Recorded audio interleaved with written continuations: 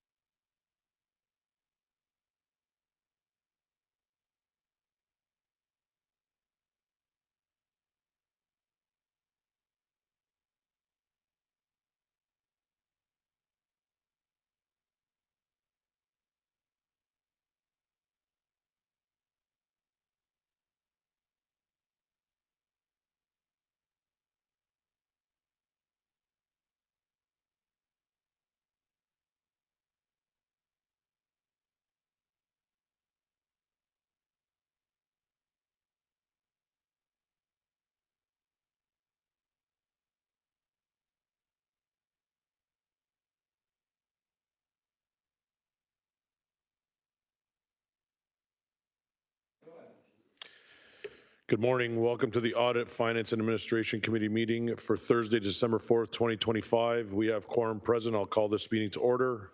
In chambers, Councillor Cooper, Pauls, Wang, Taddison, Clark. Online, Maureen Wilson, Alex Wilson, Beatty, and Crutch. Welcome. We do not have ceremonial activities. We'll move on to the approval of the agenda. Mover and seconder to approve the agenda as amended or presented. Sorry. Councillor Wang, Councillor Taddison. Are there any, Councillor Clark. Are you a member here, Councillor Taddison? You are, right? Just making sure. You confused me yesterday with some correspondence, but yeah. Do you have something to amend, Councillor? I have a declaration of interest about the time. We're not there yet. Just give me a sec. Councillor Wang and Councillor Taddison to approve the agenda as presented. Any amendments to the agenda from committee members? Councillor? No, you're just, okay. Show of hands. All right. Member Taddison of the AFNA committee, go ahead with your declaration of interest. Chair, I wish to declare a disqualifying interest under the Municipal Conflict of Interest Act regarding the item related to the Glenford Curling Club, 10.1. I'm a recreational member at the club, and based on advice from the Integrity Commissioner, this constitutes an indirect pecuniary interest. Out of an abundance of caution, I will not take part in the discussion, debate, or vote on the matter. Well, I appreciate your disqualifying interest, Councillor. Make sure you do the paperwork that's required of you. And I'm glad you said recreational, because you're definitely not a competitive curler. So anyways, approval of minutes. November 13th, mover and seconder to adopt the minutes. Anybody? Councillor Pauls? Councillor Wang? Any discussion on the adoption? Okay, show of hands. Carried. Delegation 6.1, Hafiz Hussein, respecting new numbers on Ontario Works overpayments from the Region of Peel versus the City of Hamilton for the period of 2022 to 2024. I believe Hafiz is online. Yes, there he is. Yep. You have 5 minutes whenever you're ready. Hafiz, welcome. Thank you, Chair. Thank you, everyone in this committee. Just wanted to give an update today on a previous issue that I brought up to the AFNA committee and to the Auditor General, and its update in the value for money audit that it's currently doing for Ontario Works fraud, as well as Ontario Works eligibility verification review. As part of this, I did some research through the Freedom of Information request and compared one municipality versus the City of Hamilton through FOI, and wanted to bring up to this committee just a comparison of when it comes to collecting overpayments for Ontario Works recipients that are not eligible. So the municipality that I'm using is the Region of Peel, so the Regional Municipality of Peel, which currently has 35,000 active recipients of Ontario Works and approximately 340 FTE employees, versus the City of Hamilton, which was reported to City Council back in to the committee, one of the committees back in July, that has 23,000 recipients of the Department of City staff of 222.5 as per the 2024 budget. And so in the Region of Peel, the collection of overpayments in 2022 was $3,277,342 versus the City of Hamilton in 2022 was $545,169. In 2023, the collection of overpayments of recipients that were not eligible for Ontario Works was $3,453,708 at the Region of Peel, versus in 2023 at the City of Hamilton, $418,932. In 2024, the collection of overpayments in the Region of Peel as service manager was $3,920,524 versus the City of Hamilton at $270,562. In 2025, I received a number from the Region of Peel that collection of overpayments from the period of January to August was $2,301,047 for which could not provide this number to me at this time. Um, so my questions that I have, and I continue to bring this up to the Auditor General, is that other service managers, and I provided two examples, the City of Ottawa and the Region of Peel, continue to follow their Ontario Works agreements and service manager and follow the collect overpayments.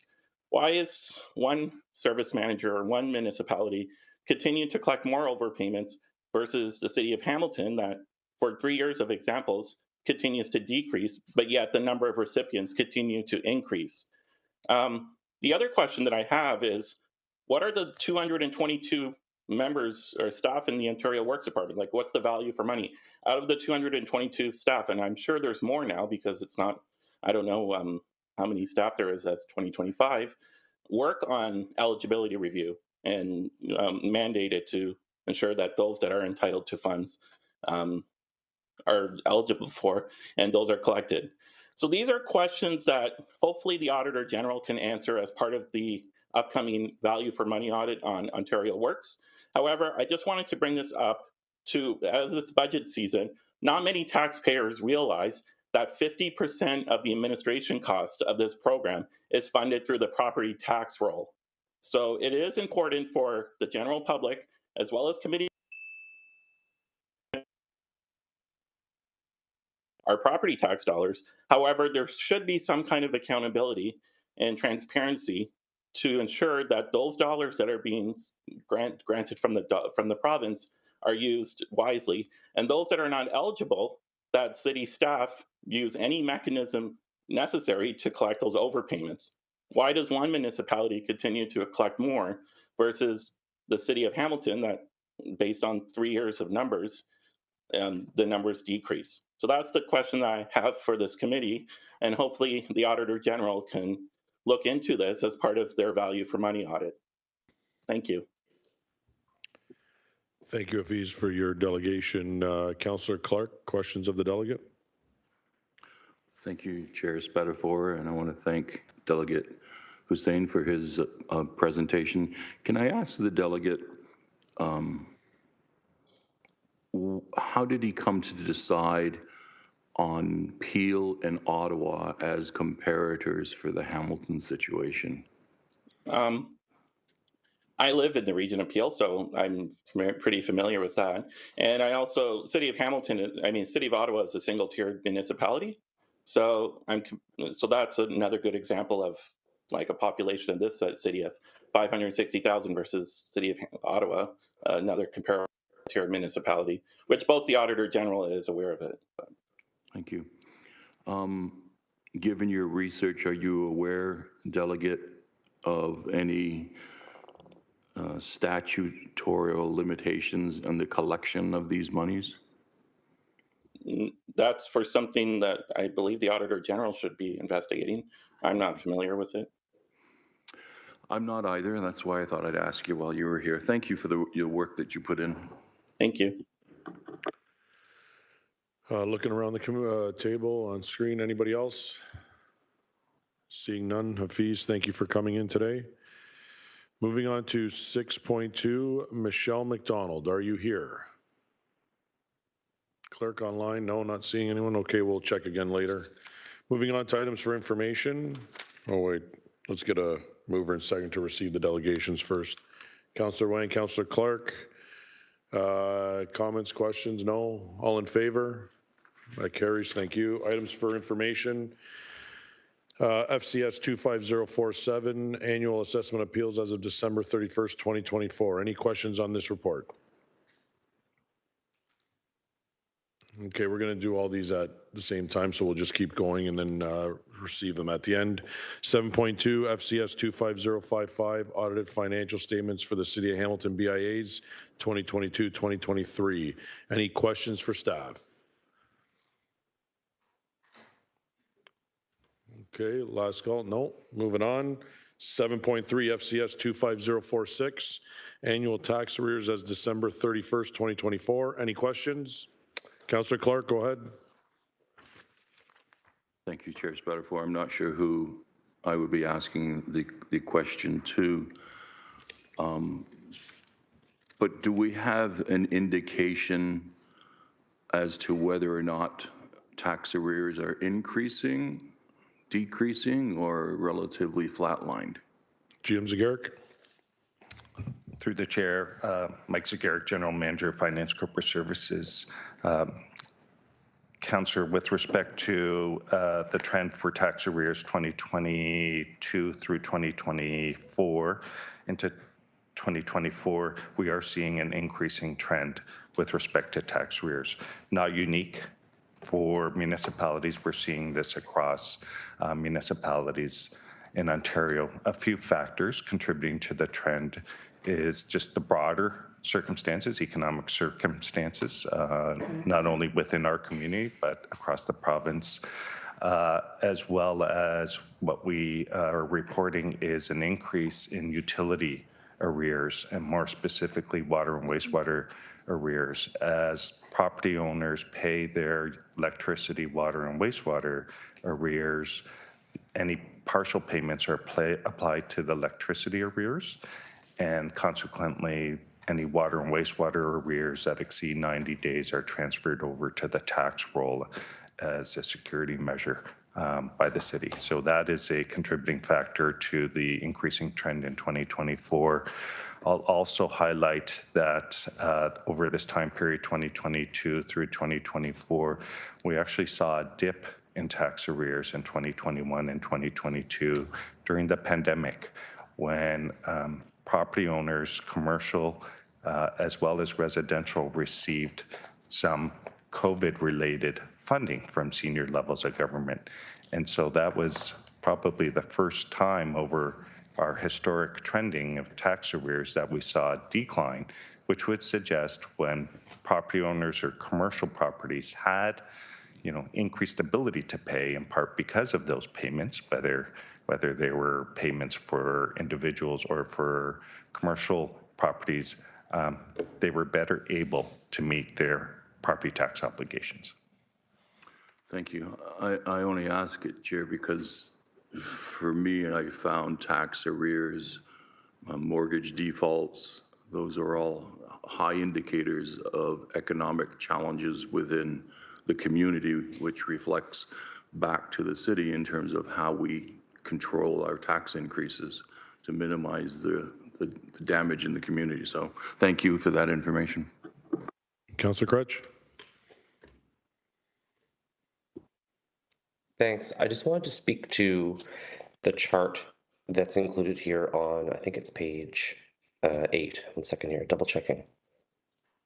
No, page 7, sorry. I noticed that we break it out by number of properties in arrears by ward.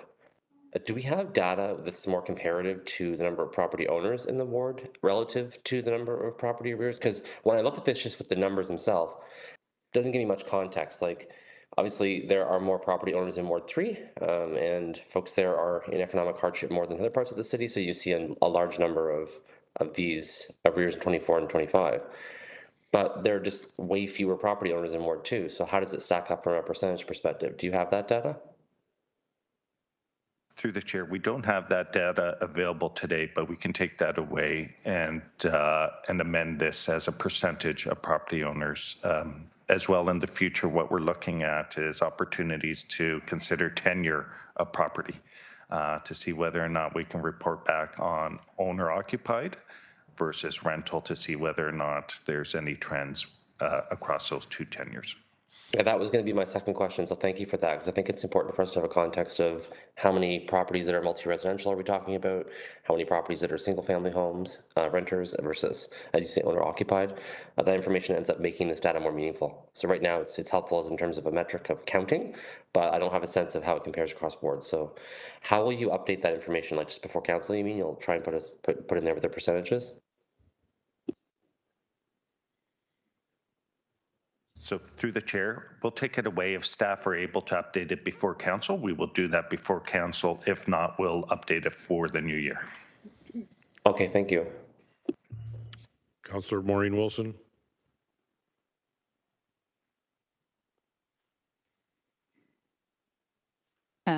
Thank you, Chair. I do not have a question, just a comment if this is the appropriate time. Go ahead. Thank you.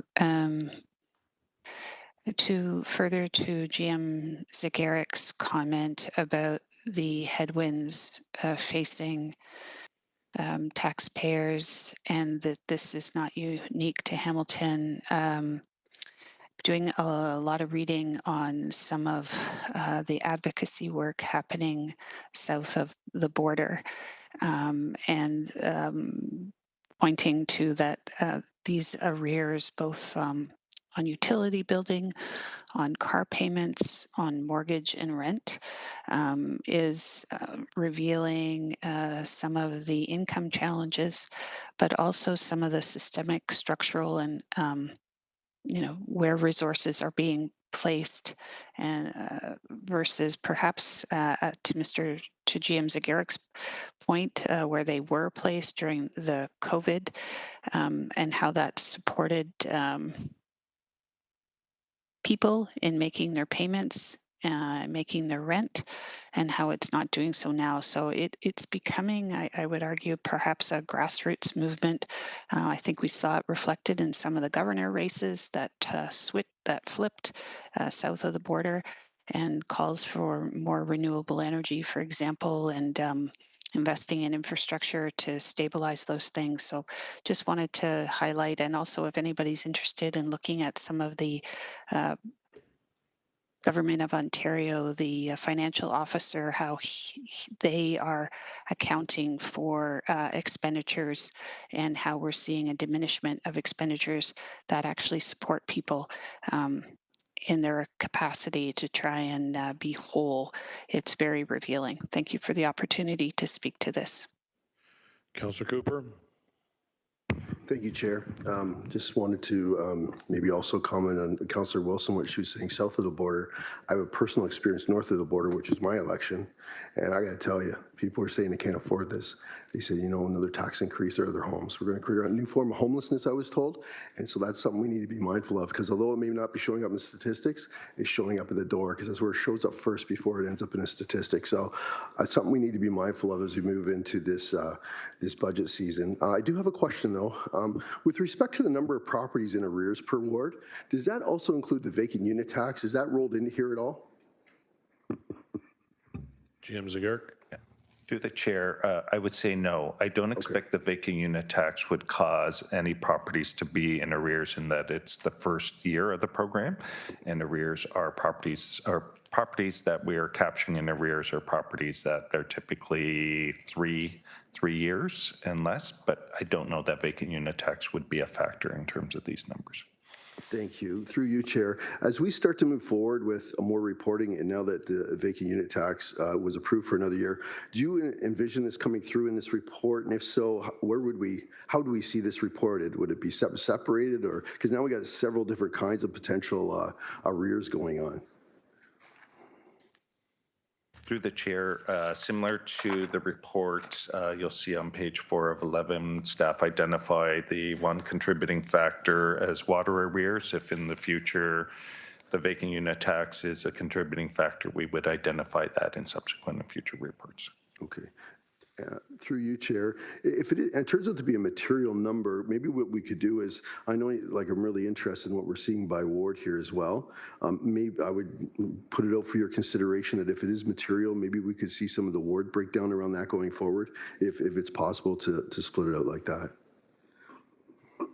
Through the chair, we can take that back between the vacant unit tax reporting. The vacant unit tax reporting speaks to any deemed or declared by ward, and so we can look at how to best present that between the two reports. Okay, thank you, General Manager, and thank you, Chair. Okay, I have no one else on the speakers list, so I'm going to move on to FCS 25037, community benefit charges. Apologies. Just jump in following Councillor Cooper's question. Okay, yeah, I didn't have you on the list. Go ahead. Sorry, no, but apologies. It was prompted just by the last speaker there. Through you, Chair, following up with GM Zagarik, just on that breakdown of multiple arrears, is there a sense from some of the compassionate programs that have been announced, other types of things, just a sense of why people are in arrears right now? Are there any trends that can be shared? So, for example, are there are there folks who are not necessarily taking advantage of the compassionate income support programs, because that's not why they're in arrears. They're in arrears because they have chosen not to pay. I could imagine there's multiple reasons that folks are on this list, and affordability is absolutely going to be a major reason. Are there other reasons that have come through, or what is the kind of inputs you get to identify those reasons? Through the chair, anecdotally, what we hear time and time again is cash flow. And as property owners look at competing demands in terms of disposable income, they're having to make difficult decisions with respect to payments. So coming back to water arrears, the city does not shut off water. And so as property owners have to make difficult decisions with respect to payments, there's certainty in knowing that the city will not shut off a property owner's water if they're in water arrears. Likewise, with respect to property tax arrears, the city shows great compassion with property owners and working with property owners to try to resolve their tax arrears. And so anecdotally, it seems to be a cash flow, which relates to the broader challenges people are experiencing within the community, and likely, given that the city does show compassion to property owners in working with them, they may be choosing to defer property taxes in order to meet their other obligations. Anyone else? Moving on to 7.4 FCS 25037, Community Benefit Charges Strategy Development Procurement. This is an OBL item. Any discussion? Councillor Maureen Wilson. Thank you, Chair. My apologies for not indicating on eScribe. If I could just please have a very quick overview of that which is presented. Who would like to give an overview? Director Weaver, please go ahead. Through the chair. Kirk Weaver, Acting Director, Financial Planning, Administration and Policy. This report responds to council direction at the time in May when the original CBC bylaw was repealed. We were asked to report back with alternatives for reinstating that bylaw. So this report provides three alternatives. Alternatives 1 and 2 we would go undertake a procurement process, and that would require a decision of committee and council to indicate a desire to reinstate a CBC bylaw by July of 2027. And the timeline we've put forward allows us to undertake procurement as well as the required strategy development in time for a development or implementation of the bylaw in July of 2027.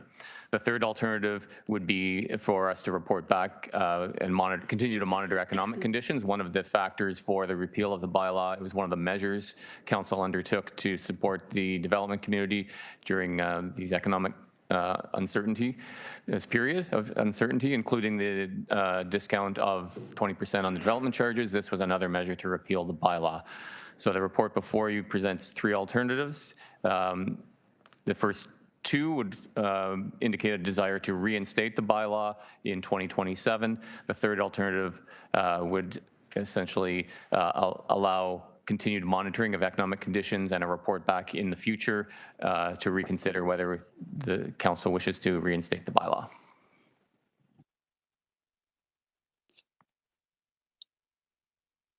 Councillor Wilson.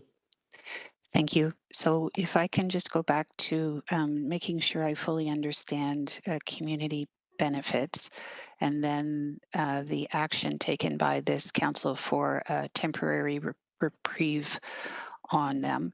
Community benefits are part of a permission afforded to municipalities such that when there is development, there can be an agreement between the applicant and the municipality to perhaps to perhaps enable the applicant to perhaps get, say, 2 additional stories, but in return there is an agreed upon investment such that it is an investment enjoyed not just by the residents who would be living in the development, but the community as a whole, or perhaps in the vicinity of that. And this council determined that given the very challenging conditions facing the private housing industry, that there would be a pause on that charge or that lever until such time. I think we decided until the end of 2027. Please correct me that charge would not be at play. Could you just assist in helping me, remind me, in setting the table, please, through the chair? Through the chair, the CBC charges are a relatively new growth tool that was implemented in one of the legislative changes, I believe, Bill 23, that allowed the municipality to collect a charge of a maximum of 4% of the value of a property the day before the building permit is issued for developments of, I believe, 5 stories or more than 10 units. So it's the process you described is a historical process. This charge is specific to those types of developments, and it required a strategy or background study, if you will, similar to what's done for a development charges, although not quite as prescriptive.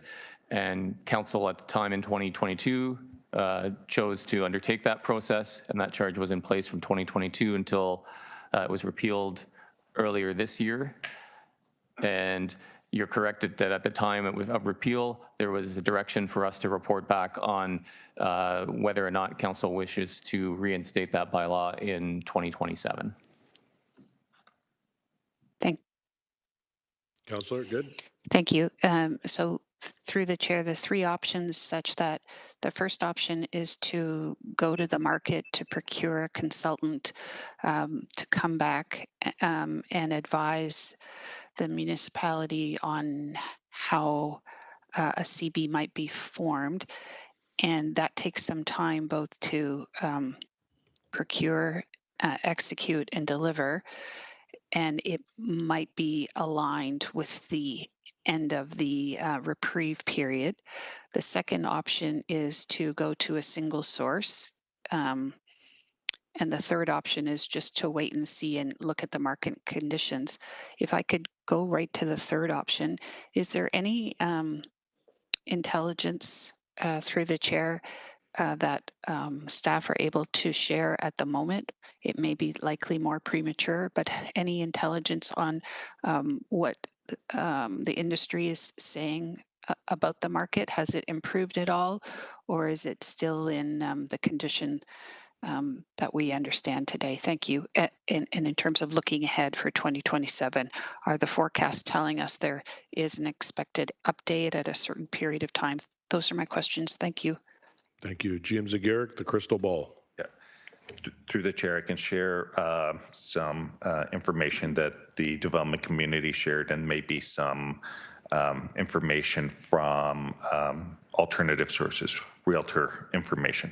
So with respect to what the industry has shared with senior leadership, is that the industry continues to have the same experiences today as they did in 2024 and earlier in 2025, especially as it relates to some forms of development, for instance, the condominium market, and that is not expected to reverse or change significantly into 2026 or 2027. What the industry has advised, while there may be demand for some forms of development, those forms of development tend to be freeholds and townhouses in the immediate term.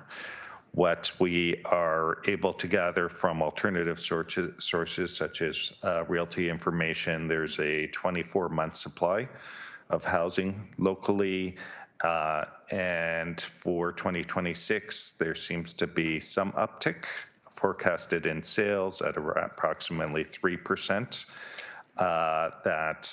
Given that we've experienced a decline in sales the last 2 years, the 3% relative to declines in the last 2-3 years is somewhat marginal.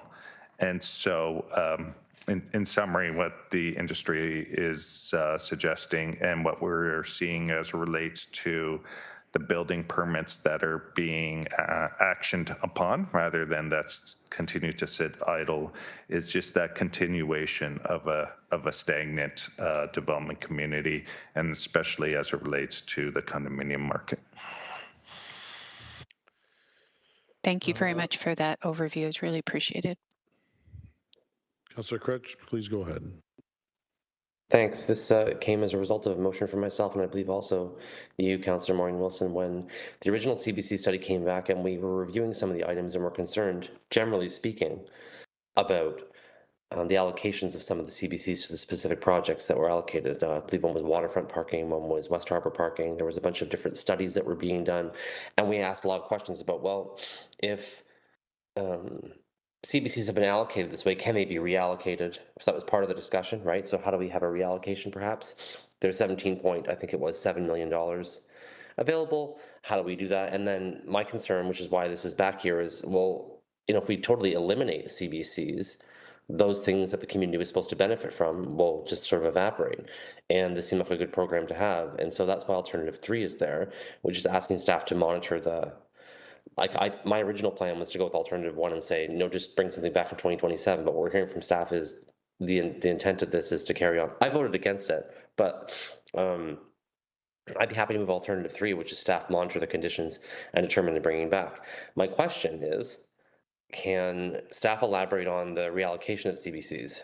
That was a discussion I think I was really interested in understanding in better detail. I know we followed up by email, but I don't remember where it ended up. Director Weaver? Through the chair, the allocation of the CBC funds that exist would be subject to the eligibility requirements in the CBC legislation, and it's certainly something that could take place during the budget discussions and capital financing plans as those come forward. I will note that some of those funds that exist in the CBC reserve were transferred from originally development charge reserves for parking and airports, which are no longer DC eligible. So that's why some of those funds are there, and they're intended to be spent on those service areas. The new collections could be reallocated certainly to existing or future capital projects with a growth component that meet the eligibility criteria. Okay, I'll further follow up with you offline about that, but when the time comes, I'd love to move alternative 3 just so we have staff monitor when the economic conditions have changed, so we can bring this back. Thanks, Councillor. Once we're done the speakers list, I'll come back to you. Councillor Clark? Just one question. So it would be condos, multi-residential buildings, and rental buildings, purpose rental buildings that are proceeding that we would be collecting the CBC on. Is that right? Director Weaver? Through the chair, that's correct. Developments that are more than 5 stories or more than 10 residential units would have that charge applied to them if we had a bylaw in place. And so, Sorry, Councillor Clark. GM Zagaric wanted to add to the answer. no problem. My apologies.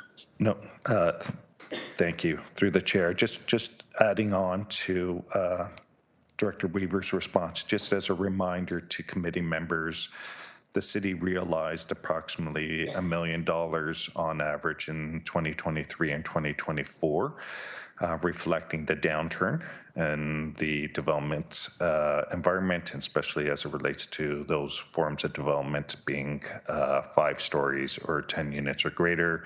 And given that what we're hearing from the community, development community, is sort of the continuing trend for the next few years, just wanting to just identify that, that level of proceeds, it may be equal or less than the historic level of proceeds in those 2 years. Thank you. So does the policy permit the segregation of the CBC specifically to the community where the buildings are being built? Or are we just collecting it in a big pot and then spending it where we want? Through the chair, it does not I'd have to check the legislation. The one we had in place, we collect the funds and we would apply those funds to eligible capital projects that could be anywhere in the city. I'd have to look at the legislation whether it would permit a strategy that allowed for essentially area-specific CBC charges. That's not something we had in place while that bylaw was in place. Jim Zegert. Through the chair, just reiterating Director Weaver's comment in that we aligned it to the eligible projects. I don't believe there's anything that precludes the geographic location of the funds to those projects. So again, the requirement is that the funds be applied to eligible projects. Councillor Clark. So to use my ward as an example, I think I have at least 10 multi-residential buildings either approved or on their way. Some are in site plan, and they're for 10 stories. One was 8. So if we're collecting community benefit charges from those developments, the developer doesn't give us that money as a gift. It actually goes into the price of the houses. I think it would be a mistake if we didn't ensure that that money was spent in the community that it was collected from. I think of Ward 2, where Councillor Kretsch is, and the significant increase in multi-residential buildings in his area.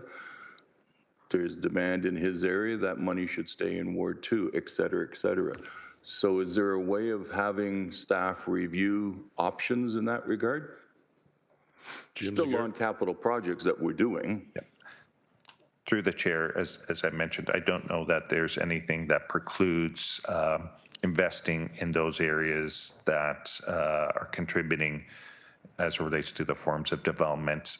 I don't believe the legislation or regulations require dollar for dollar back into the communities that, but if it's the will of committee and council to set that as a principle that any proceeds should be invested into eligible projects in the general geographic areas that are experiencing the related growth and development. Okay, so at the appropriate time, I'd be happy to second Councillor Kretsch's motion with regards to item 3. And then I would like to move an amendment to it to at least have it researched by our staff. Thank you, Councillor. Councillor Kretsch, you wanted to move alternative 3? Yeah, if I could just speak briefly before that. Yeah, I do want to move alternative 3, but I wanted to just address something Councillor Clark had raised. If it's okay, I'm going to be trying to meet with staff with respect to the budgets process specifically. Right now, if you look at up to 2023, how the CBCs were collected, you see that $9 million and $1.9 million charge, so about, I'd say $12 million, is allocated to Ward 2, which is actually more than was collected in Ward 2. And so what I want to try and do is understand the status of those projects, because when I talk to the folks in parking, they say the status is, dubious to a certain extent, meaning that those projects may not require that funding. I'm not exactly sure. So if that's the case, redistributing this is the way it's collected. So right now, according to staff who sent me a message last year or earlier this year, the only CBCs that are collected up to 2023, we don't have 2024 data yet. We're in wards 1, 2, 5, 8, 10, and 13. So, yeah, I want to meet with staff and talk about how a motion could come forward through the budget process, Councillor Clark, if I could. Instead of trying to get them to research it, let's just deal with it this year and see what can be done. But yeah, I want to move alternative 3.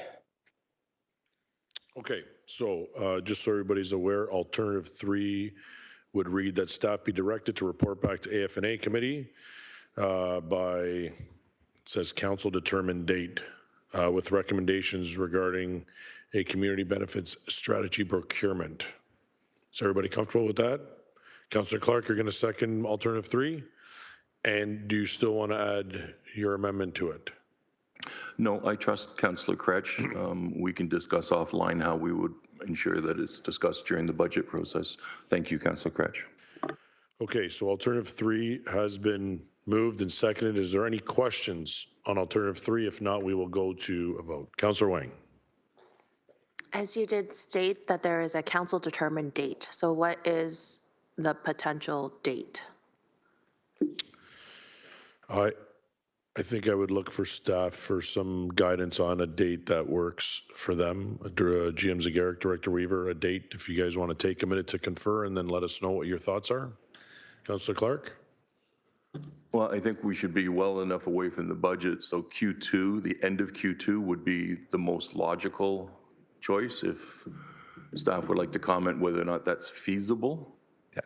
Through the chair, we too would appreciate some gap between the budget process and this body of work. And so Q2 would work for staff. Thank you. So the end I'm of going to Q2. put end of Q2 in the, okay? Yeah, thank you. So it'll say that staff be directed to report back to AFNA committee by end of Q2 with recommendations regarding a community benefits strategy procurement. Councillor Wang, good? Any other questions, comments? This is going to be an electronic vote, clerk, or? Yes, it will be an electronic vote. Can I just confirm with the mover that end of Q2 is fine? Yes, thank you. Thumbs up, okay. So we will go to the electronic vote, please.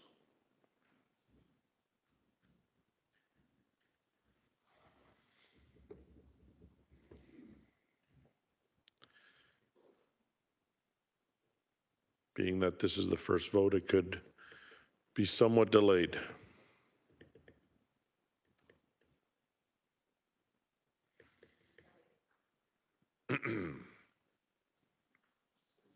Vote is up.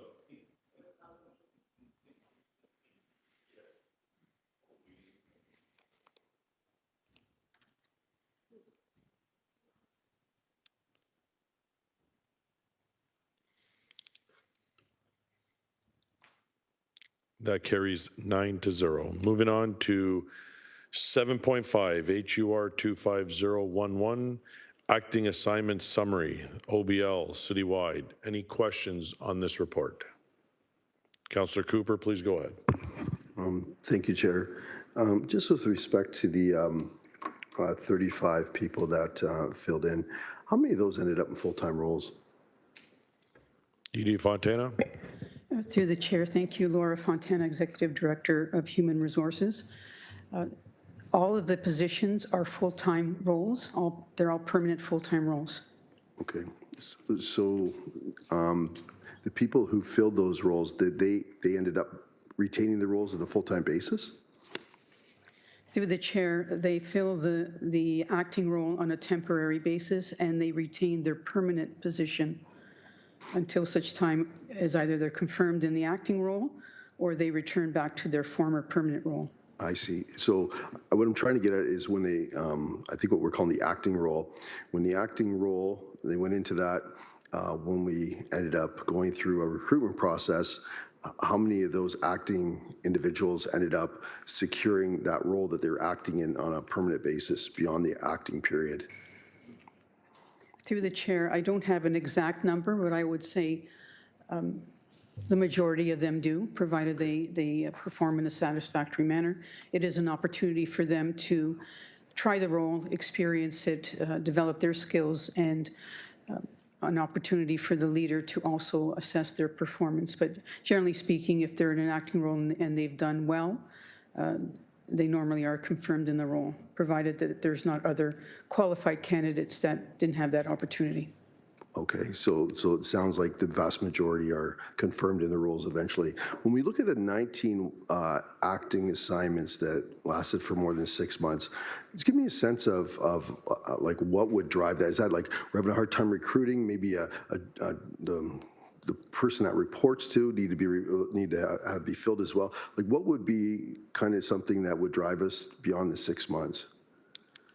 So through the chair, there are a number of reasons for the vacancies and for them to be extended a period of time beyond the 6 months. Sometimes it's a leave of absence, could be a medical leave of absence that may be prolonged. Yes. There's also cascading vacancies, so it's a trickle effect depending on the circumstances. Yes. We also have, in some cases, the recruitment strategy incorporates an executive search firm, and that takes some time, particularly at the more senior level. So if there's an organizational realignment that's being considered, that's something else. So it's not a quick thing to recruit for positions, particularly the more senior ones. And the cascading effect also has an impact. And if it's project-related work, again, it may get delayed as well. Thank you. Thank you. Through you, Chair, what would you consider to be the internal best practice for an acting role before it gets filled on a permanent basis beyond that acting period? So through the Chair, if I understand it, the best practices for filling a position, it would depend, I would say, on the role, whether or not the leader wishes to provide opportunities, perhaps even to more than one incumbent. I see. Depends on the level of skill required. If you're having difficulty in recruiting, or you're doing something a little bit more extensive in terms of the recruitment process, then that's going to lead to an acting role. I would say it depends on the position, and generally speaking, the more senior a position, the more likely there's going to be an acting assignment associated with that recruitment process.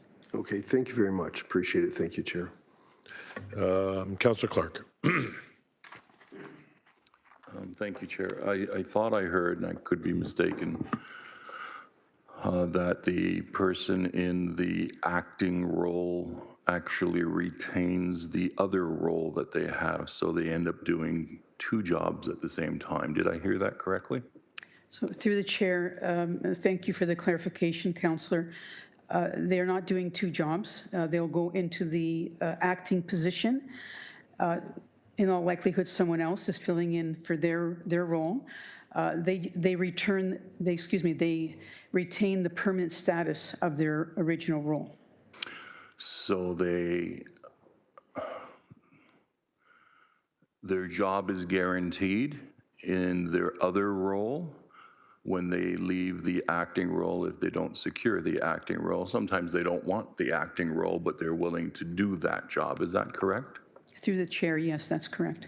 And they are paid the nominal increases of that acting role. So if they were a manager and they moved to director, there's a clear change in remuneration.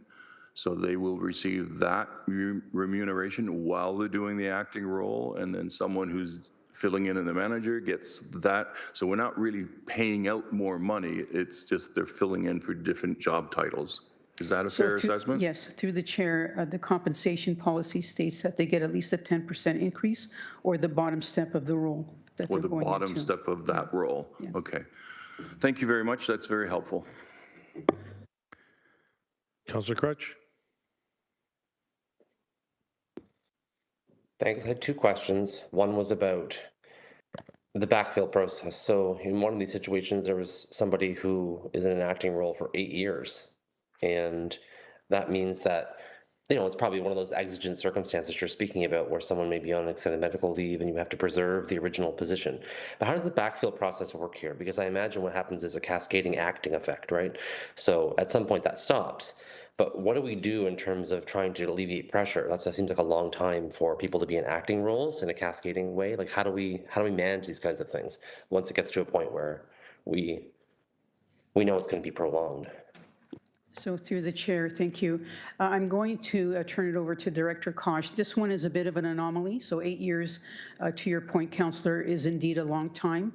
It's not something that we support, but there were some nuances in this particular recruit that it isn't necessarily 8 years. Thank you. Through the Chair, Jody Kosh, Director of Talent and Diversity. In respect to the councillor's question, that particular one, the date that is pulled out of our system is in relation to what we call a job code. So the first time that individual performed an acting manager role. This current acting assignment that they're on actually commenced in February of 2025. Unfortunately, with our system limitations and some of the challenges, we do need to sort of do a manual dive into the data. But in this particular instance, the current acting assignment for that individual started in February with an expected end date this year. So that while the data says, the system says it's been 7 years, that's when they first commenced an acting role as a manager. And it is not reflective that they have been acting for 7 years. Most Yeah, that was cases, just we an don't see example, that. sorry. Yeah, that was an example I was using, but there are others where there are multiple years of people being acting roles. What I'm trying to understand is how the backfill process works. Like, we're in a director role and you're having an acting director there for 2 or 3 years. How does that work in a backfill? Where do we do a hire to sort of stop? Because in that particular unit, right, everyone's then going to be stretched in some way, shape, or form until we replace someone in the unit. So what I'm trying to really understand is how that replacement process works, when that gets triggered, how we assess that we need to replace somebody in the chain of command. Through the chair, depending on the circumstances, so each of these are evaluated based on the reason for the vacancy. So as E.D. Fontana mentioned, sometimes there's medical absences of an unknown duration, and acting assignments are the preferred way to go. Our policy outlines that acting assignments ideally are for a 6-month period. Whenever an acting assignment is requested to extend beyond 6 months, there is an exception request process. And you'll see in the report there was a number that did exceed the 6-month period. In each of those, so out of the number that we have, out of the 19 that exceeded 3 months, there's actually a ripple effect from that. So if the vacancy at a director level exceeds 6 months, the manager vacancy is also exceeding 6 months. The supervisor vacancy is also exceeding 6 months. So in many of those cases, those acting assignments, one vacancy can lead to 3 or 4 acting assignments in that ripple effect. The end resulting vacancy, so as we've moved people into acting assignments, we find it's much easier to recruit for a temporary full-time position for a year duration or 6 months durations or up to 24 months under our complement control policy for those junior level positions. It's much more challenging to recruit an external candidate to come in at a director level for a 6-month or 12-month opportunity. So what we typically see in order to alleviate that additional burden on that work unit is there will be a temporary permanent vacancy posted that will basically fill that end of the chain, wherever that resulting vacancy is, typically at a lower level, typically not at a people leader level. Thanks. And I guess my question is really, when does that happen? So is it happen at the 6-month mark? Does it happen at the 1-year mark? Do you evaluate it case by case? I think it's what you were saying, is you evaluate it case by case, but Yes, through the chair, we do evaluate case by case. And in the cases where we know that someone is on an acting assignment for a longer duration, we immediately figure out that end chain and start posting for that temporary position.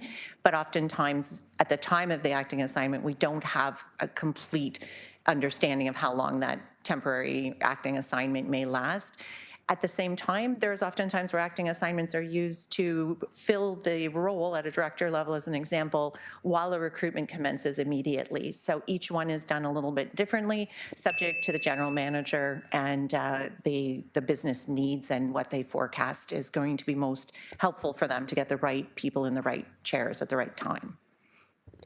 thanks. And I do have a second question coming up. I just want to close the loop on this one. So do we have a sense across the organization where there's pressures in specific departments? So I'm wondering if there's a trend that you're spotting, seeing, okay, for instance, like when I look at this really briefly, it's hard for me because it's not sorted by department. So I tried to do a little bit of math, and it seems like in some parts of healthy and safe communities, there's some pressure. But do we know of places where there's pressure for those divisions and departments where there are these acting roles that create a kind of pattern? And are we able to assess that, in a more triage way? Do we track it at that level?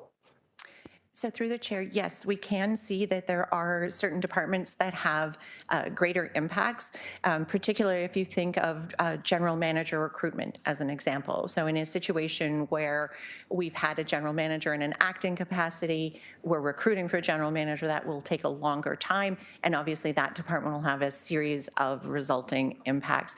I will say that acting assignments are pretty consistently used across all departments across the city, and I wouldn't say that one department is experiencing a greater need than others, although some do extend for longer periods than others. Councillor? Thank you. That's all helpful. My last question is about the when we use a search firm versus when we go to talent services, because it's not related necessarily to the role itself in terms of the level of the role. There are many directors where we have the internal talent services are doing the recruiting, and then we have some directors where a search firm is happening. Is this based on the fact that we know some are going to be more difficult for us to do internally? Is it based on the fact that we have internal applicants and so we want to be neutral? Like, what is the trigger that gets us going there? So through the chair, the reason behind the whether we do internally through talent services or executive search firm, I will say that for any general manager position, we are always going to engage a search firm to ensure that we have a national search capability. For director level positions, we look at our succession planning that we do on an annual basis with the help of our leadership teams, and we look to see whether we have a strong candidate pool of folks that are ready now to advance into those positions. If we see a good, strong slate, we will typically defer to having talent services proceed with that. It tends to be more time effective and certainly more cost effective if that's the case.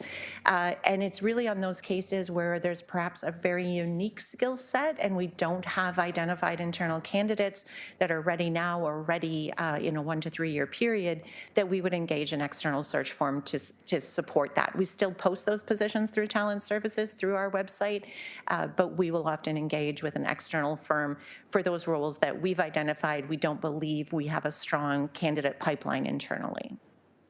Councillor? Thanks. Those are my questions. I appreciate the answers. Councillor Taddison?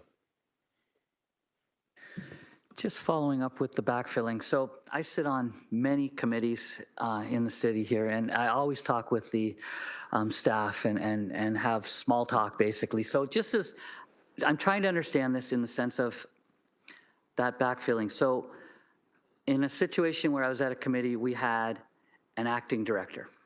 And so the acting director used to have another spot, maybe a supervisor. So then that acting director's so I said, so who's filling your spot? Oh, this person's filling that spot. And then when I talked to that person, I said, well, who's filling your spot? Well, I'm doing both jobs right now. So is there situations that you're aware of that we're doing that? And are there different reasons for that? Like I heard, if it's 6 months or if it's a shorter duration, like we don't know how long, that's when we'll allow some of that time because it might be just 3 weeks, it might be a month, but it's definitely not going to be 6 weeks. So in those cases, we might allow that. My question is that the best way to go? Is that what's fair for the situation? Again, and that's just one situation out of maybe there's more, but I was just kind of like taken aback when I said, well, who's doing your spot? And it was the third person down. I'm doing both. Through the chair, certainly that can be the case in certain instances. Oftentimes when we do get down to that sort of end of the chain, there may be multiple incumbents at a supervisor level, as an example. So that supervisor that's now acting as a manager may still have their hands doing certain aspects of their jobs. Other aspects of that supervisor role that is their incumbent position is being shared by the 4 other supervisors at that level. And that's generally happening while we're posting for that temporary position where we're recruiting somebody to come join. So there can be a period of time while that posting, because that ripple effect takes place, then we post, then we do the interviews, do the hiring. So that absolutely can be the case, but we do everything we can to narrow the duration of that and work really closely with operational leadership to ensure that they have an ability to redistribute the workload. So it shouldn't be that that individual is doing 2 jobs, but they probably are retaining pieces of their job that they know best. And I can appreciate that. And so what I'm hearing from you is it's like there might be like 4 people in that role, but instead of having, say there might be 5 people and at the bottom say it's the person who says I'm doing both jobs, but actually there are 4 people sharing the 5 jobs. So that makes sense to me, and I think that that's a judicious way of looking at it. Thank you. Thank you, Councillor. Any other first-time speakers? Okay. Vice Chair Beatty, don't get offended. I'm going to ask past Chair Wang to take the chair since she's here. Is that okay? Thank you. Awesome. Couple questions and some comments for me. So just want to confirm, I know Councillor Clark touched on the financial piece. So just to confirm, there's no financial impacts here one way or another, whether it's a savings or a cost to the city when we have all these positions in acting roles? Through you, Chair. So through the chair, I would say generally speaking, there's not an additional cost. There's obviously gapping opportunities, so the individual has left. And generally speaking, the person that vacated the position was in a higher part of the band, so that the individual that's in an acting role is not in all likelihood getting less than the incumbent that left. So if anything, we would possibly get some savings from the acting roles. I see head nods. Yeah. Thank you. Question more specifically on, we, at the beginning of this term of council, we approved a pretty large increase to get ourselves up to a comparable space with other municipalities to ensure that pay definitely wasn't one area where we were struggling from a recruitment standpoint. So obviously we took a bit of flack for that, but I think it was something we needed to do. We did that, but I still hear that we're having recruitment issues at times. So are the recruitment issues from a financial standpoint, or is it something else that's providing those challenges? Because obviously, and I've had conversations with people around the city, and they do comment that we definitely do compared to other neighboring municipalities when it comes to what we pay at the manager and above position. So I'm just wondering, now that we've filled that gap, what are the new gaps that are challenging us from a recruitment standpoint 3 years later? So through the chair, thank you.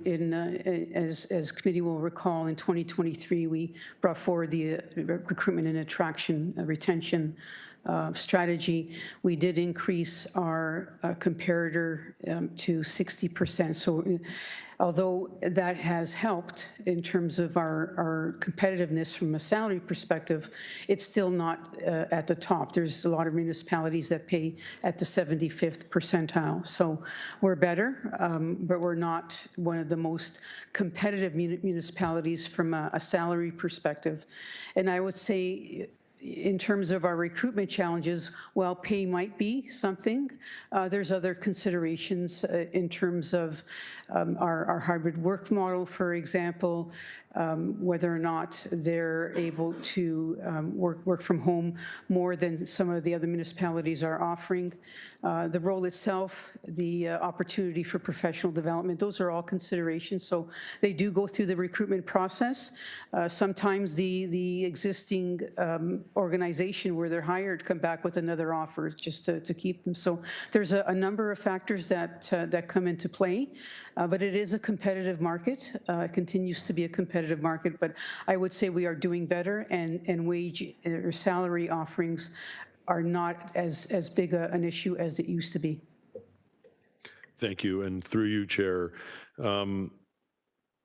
either to Edie Fontana or Manager Koch, Director Koch, what are your professional opinion on acting positions? So obviously you see the list. There's some people that have been sitting in positions that we had a GM in an acting position who's no longer here, but I think it was, I don't know, I might be off, but almost 2 years in an acting position. I understand that we talk about GM positions being the hardest ones to recruit for, national searches, but we did have a GM in place for, like I said, in an acting role for close to 2 years. In your professional opinion, how does that affect the culture around the city? How does that affect people that are looking for stability? How does that affect whether or not they're looking outside? And I know we can't stop people from looking outside, but I would think that there's got to be some, I mean, we talked a lot about the positives of having people in acting roles and how they can learn and all those things, but I think those make sense when you're talking short-term acting positions, 6 months, 8 months, a year max, I would think. Again, my opinion. But when you start getting into 12 months plus of acting roles, there has to be some negative effect to that in regards to how people feel that are either in that role or the ones underneath wondering, what their stability will be in the corporation. So wondering if you, in your own professional opinion, can provide any insight through you, Chair. So through the chair, I'll start and then turn it over to Director Kosh. I mentioned earlier the advantages in terms of the acting assignment. So having that opportunity, having the experience in going into the role and excelling. I do think at some point in time, it does have an adverse effect on the individuals in terms of the stability of the role. So there is going to be a certain point where the individual is going to question whether or not they're suitable for the role or they're enjoying the role, or whether or not it is something that can be confirmed permanently. Those oftentimes are conversations with the leader involved in terms of understanding their performance, understanding the potential for it to become a more permanent arrangement. But at some point in time, yes, I would agree, it's going to have an adverse effect on the culture, on the motivation. If we're not making a decision on a more permanent basis, then I think that's going to raise some degree of questions. There might be extenuating circumstances, and again, that has to be a conversation between the individual and the leader. If there's other things at play, if there's an organizational restructuring perhaps that is under consideration, then I think those are all factors that are going to be discussed between the individuals. But if it's something that's just stagnant and it's just no decision is being made, then yes, I agree that it's going to have an adverse effect on someone's motivation and potentially interest in the role going forward. Last question, Chair. So I can't remember who mentioned it, but out of the 19 acting roles, every 6 months, I believe you said there needs to be an ask for an extension. So any role that, an acting role of 2 years, we're saying that so 4 extensions would be asked during that period of time, and that whoever the, senior to the acting position would be coming forward to saying, I need an extension and here's why. Is that correct through you, Chair? Yes, through the chair, that is absolutely correct. We instituted a process about 6 years ago requiring a business case for each extension request. So anytime there was an exception, if it was to exceed the 6 months, there is a business case that we get submitted. It gets signed off typically by the general manager, and we review it. And we also look at, from a talent perspective, what efforts have we made to post those positions? Has it been a particularly challenging recruitment? Are there other factors why the general manager, as an example, perhaps has preferred not to post? But we do review that, and all of those get vetted before that extension is granted. Thank you. Thank you. I'll take the chair back. Anyone else before we move on? Seeing none. Come. I'm good. I'm not, I think I said enough. 7.6. HUR 25012, Human Rights Harassment and Discrimination Annual Update. Councillor Clark, start us off. Thank you, Chair. So if I'm reading this right from the key facts, there were 227 human rights complaints filed in the city. 42 were citizens, so 185 employees filed human rights complaints against their own employer. That seems to be a little alarming for me. Can someone tell me what's happening? Who's going to take that one? Yep, go ahead. So through the chair, we use the term consultation. So consultation doesn't necessarily mean a complaint. It may be a complaint, but typically what we see are a lot of consultations from people leaders that are reaching out to the human rights team for guidance on dealing with challenging situations, whether that be within their own staff or with respect to citizen interactions that they're having. And we actually have a appendix, if I can draw your attention to Appendix C, that talks about the consultations by source. So out of that 200 and some number, 141 are people leaders that are reaching out to the team for guidance and support. And that is generally encouraged by our team to help get support early on in a situation to hopefully put in mitigating processes or actions taken that prevents an actual formal complaint coming forward. You will see the number of actual investigations are 23 year to date. So out of all the consultations we do, there's actually 23 that result in investigations themselves. And So the number's big, but that's actually a positive in many ways because people are reaching out for help and support, not that they're all complaints being filed against the employer.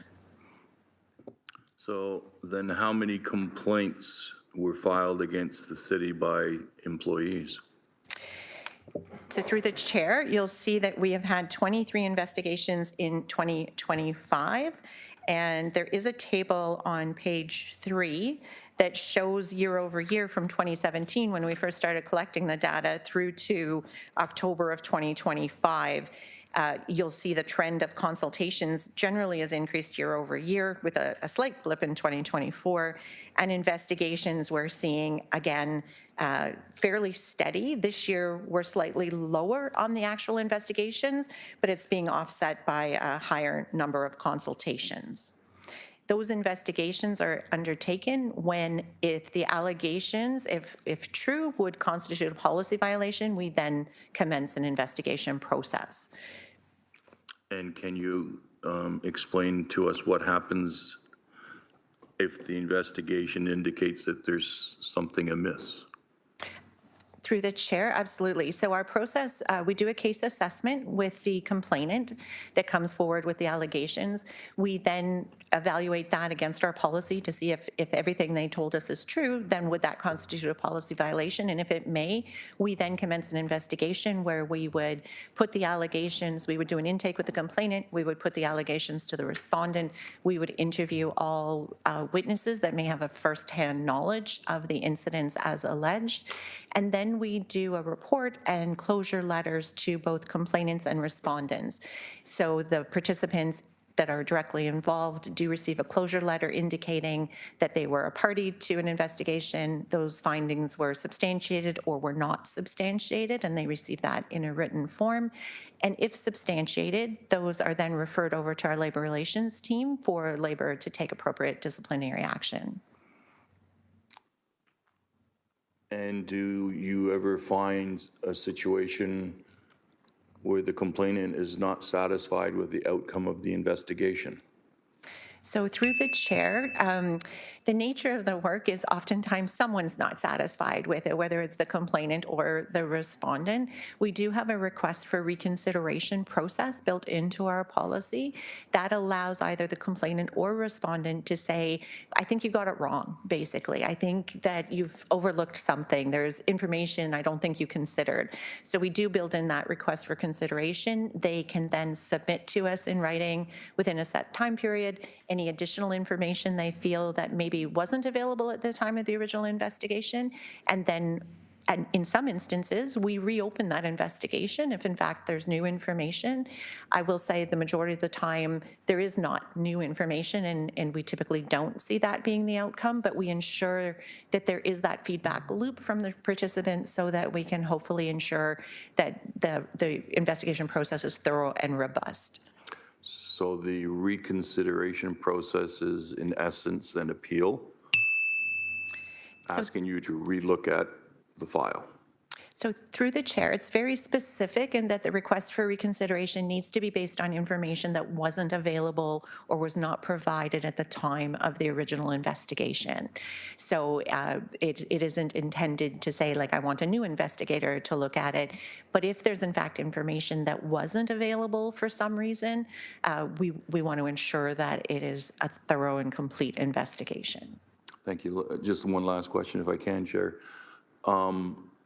So this is the City of Hamilton human rights process for either employees or citizens. It's completely separate than the Ontario Human Rights Commission process, correct? Through the chair, yes, absolutely. It is a completely separate process. The human rights team at the city does take carriage of the human rights tribunal applications on behalf of the city. So if the city is named as a respondent in those, our team also does the work in preparing those responses and working with legal counsel to do that. But it is a separate process. And when council approved our new policy in 2023, building in that piece for citizens to use our internal resolution process is actually one of the highlights in this report for us, to see more citizens using our internal process, and we are seeing a corresponding decline in the number of human rights tribunal applications in 2025 from citizens. It's early days, but we're optimistic that that internal process is allowing people to have a process that they feel confident in and is addressing their issues without the need to file an actual tribunal application. And obviously, it's also a much more time-effective process if they can use our internal process. Thank you. Chair, I just want to thank our staff, both in the HR and in your section, Jody. You do amazing work, and it's sometimes a lot of work in terms of the number of applications that you receive, and you have to thoroughly investigate to make sure that human rights have not been violated. So my compliments to you. Councillor Wang? Hi, thank you for this report. I think that I'd like to dig a little bit deeper into the number of, well, there was 227 consultations, 23 investigations. So I wanted to understand the 23 investigations, how many of them were, say, citizen-led versus our consultations on citizen behavior, because I'm thinking about the R zone that we have brought forward, but it seems like the R zone, despite it being posted everywhere, we're seeing a rise in hostility, harassment of city staff. So I think I just want to understand that sort of balance right now. So through the chair, out of the 23 investigations, 4 investigations came from citizens raising complaints about their interactions with city staff accessing services or facilities. So out of that 23, 4 of those have citizens as complainants, and then we did the investigation to determine that. With respect to our zone, and it's been a tremendous success in terms of the advertising of it and the branding of it, but our zone is really intended for citizen-to-citizen behavior in city spaces. So our policy, our harassment and discrimination prevention policy, does take precedence over our zone when staff are involved. So if our staff are on the receiving end of harassing or discriminatory treatment by citizens, they can reach out to our office. We do have a process built into our policy that council approved, and we address that through a couple of different ways. The consultations with people leaders, many of those are being driven by, we have a citizen issue and how do we address it? We have what we call letters of expectation that we will write for the director of that area to provide to the citizen to say, you engaged accessing a city service or facility, the behavior was concerning, we want to remind you of our expectations on how you engage with city staff. Oftentimes that's all it takes to sort of course correct and get that relationship back on track. But in some instances, the behavior is so egregious or it has escalated so far that when they reach out to our office, we do what we call a cease and desist letter. And that letter comes directly from my office, and I'm the one that signs that to say your behaviors have violated our harassment and discrimination policy, and we're going to take all reasonable measures to protect our staff. And we have an obligation to do that under our Occupational Health and Safety Act, in addition to our policy. So we've been putting those measures in place, and you'll see in the appendices, if you look at Appendix D, you'll see in 2025, we've issued 6 letters of expectation and 5 cease and desist letters as of October. Last year in 2024, we did a total of 8 letters of expectation and 3 cease and desist letters. And that process has largely been effective in at least communicating to citizens that we take this type of behavior quite seriously, and we are strongly committed to ensuring our employees have a respectful work environment. Thank you for that. Anecdotally, I have heard from many different departments at many different levels, and I have heard that the rise in incivility, the rise in harassment from citizens to city staff has been intolerable. to the point that we have seen significant departures from municipal work.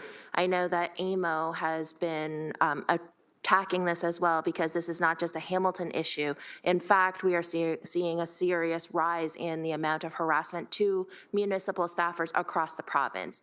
And this is why there's work being done on the workforce development strategy on trying to enable more workers to come to Hamilton. So I think I'd like to understand a little bit better about how do we capture the uncaptured numbers. I will tell you that my staff, the Ward 4 staff that work for the City of Hamilton receive significant amounts of vitriol through resident concerns. Now, I also understand that as an elected person, I will get that.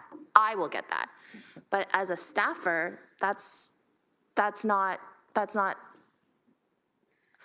the right work environment we're trying to portray. So how do we capture those undocumented concerns? I can assume that our customer service team also receives a significant amount of these kind of harassing calls. So that's my biggest concern in all of this, is that as we're starting to see this rise, how do we capture this information? How do we support our staffers a little bit better? Because it feels as though the work to do a letter of expectation followed by a cease and desist is a lot of work, plus there's an investigation. So I don't know if there's a way for us to streamline this, or I don't know if there's a way for us to get to a resolution as quickly as possible. So through the chair, thank you.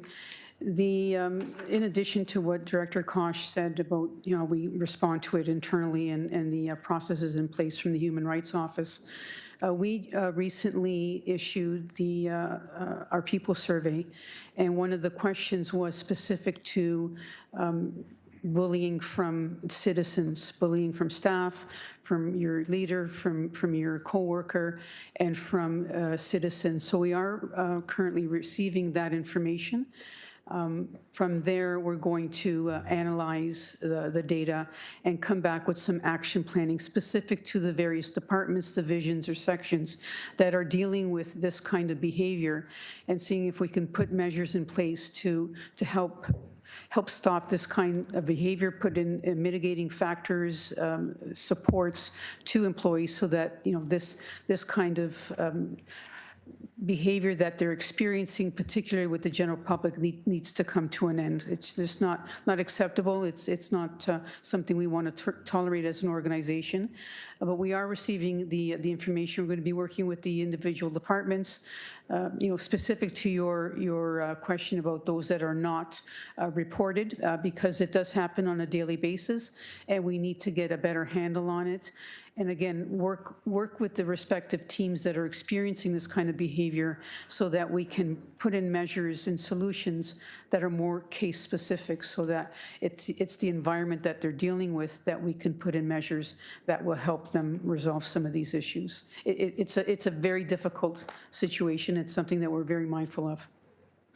And if I may just build on that through the chair, we are seeing what you described, like that is it. While it may be anecdotal, it is statistically accurate, as you see by the increase in those consultations and the number that are driven by citizen interactions with staff.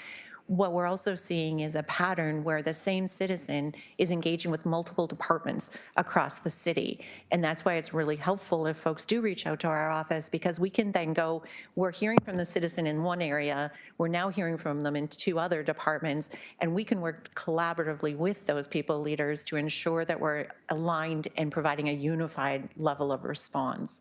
And I think as civil servants, we always are driven to always respond, always try to satisfy our citizens. And I think sometimes we need to say, you've asked those questions, they've been answered. There is no further answer that we can offer, but have a consistent approach in doing that. And with councillor staff and for yourselves as well, if you are in receipt of that, we encourage you to reach out to us. And those letters of expectations and cease and desist, we don't actually engage in a full investigation, because what happens is we have voicemails, we have the emails, signals. We have such a pattern of behavior by the time someone reaches out to us that we can reasonably say this meets a threshold already. We can't compel citizens to participate as a respondent in an investigation. So we can turn those around typically within a couple of days, if maybe a week tops. So please know, like, those supports are there for you and your staff as well. And some of the counselors do reach out. I know it takes a lot for the counselors to reach out because you think, well, this must be part of the job. It shouldn't be. And please know that we're here to support all of you and your staff as well.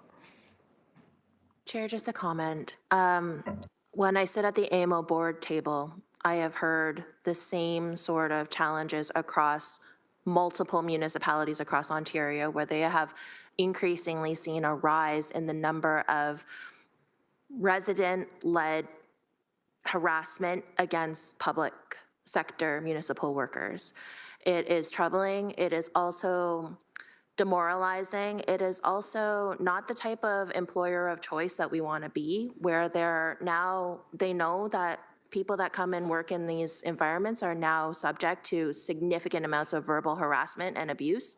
So I think that the AMO team has been working on a workforce development strategy to help with campaigns on and talking about the benefits of working for a municipality. But I think that there is still something core here that we might need to seriously think about in terms of how do we have civil discourse without the need to raise your voice, or how do we have civil discourse in the way that we're not being inflammatory to each other. So it's a challenge, and I know that AMO's working on it. I'm thankful to our staff that are working on it too. Thank you. Councillor Crutch.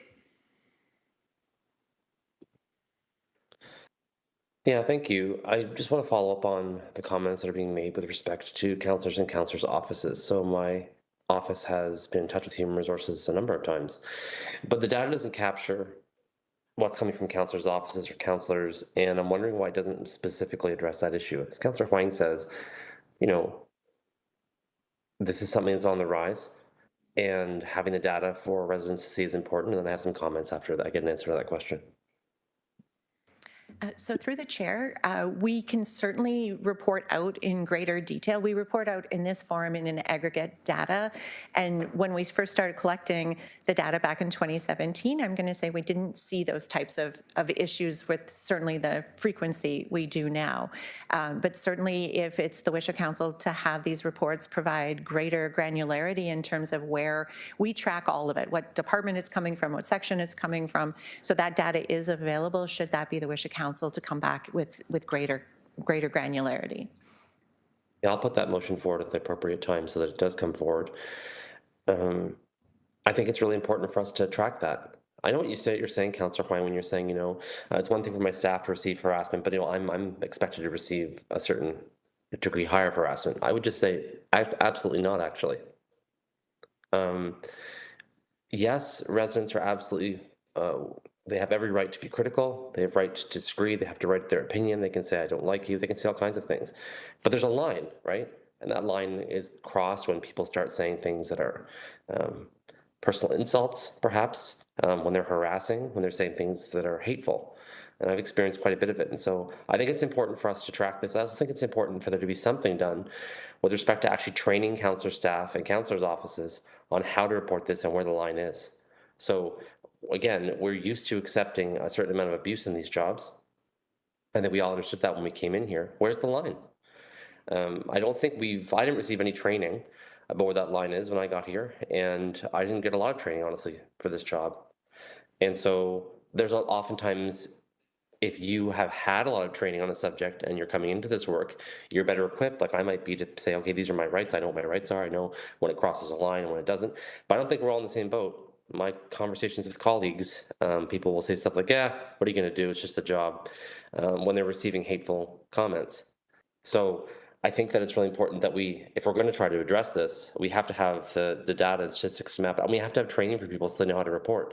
As we often hear from police, from other organizations, when there's an increase of reporting, there's more attention on the matter. When we produce the data and stats, it helps us to do this. So I guess I'm looking to understand, number one, what a motion looks like, and maybe it's just simply me saying, that we include counselors' offices and counselor data in the next iteration of this report. But I think there's a much bigger issue here that needs to be addressed, which is how the increased activity of harassment and abuse of counselors is being managed by our offices.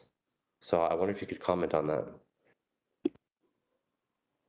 So through the chair, again, it is a regrettable situation we find ourselves in, and I agree 100% that counselors should not be expected to bear a greater level of harassment simply because they're elected officials. We do offer, it starts with you, training to all employees, including counselors and their staff. There is online modules in the LMS. That training should be pushed out to all of you and to your staff. In that training, it does explain the process for reporting issues.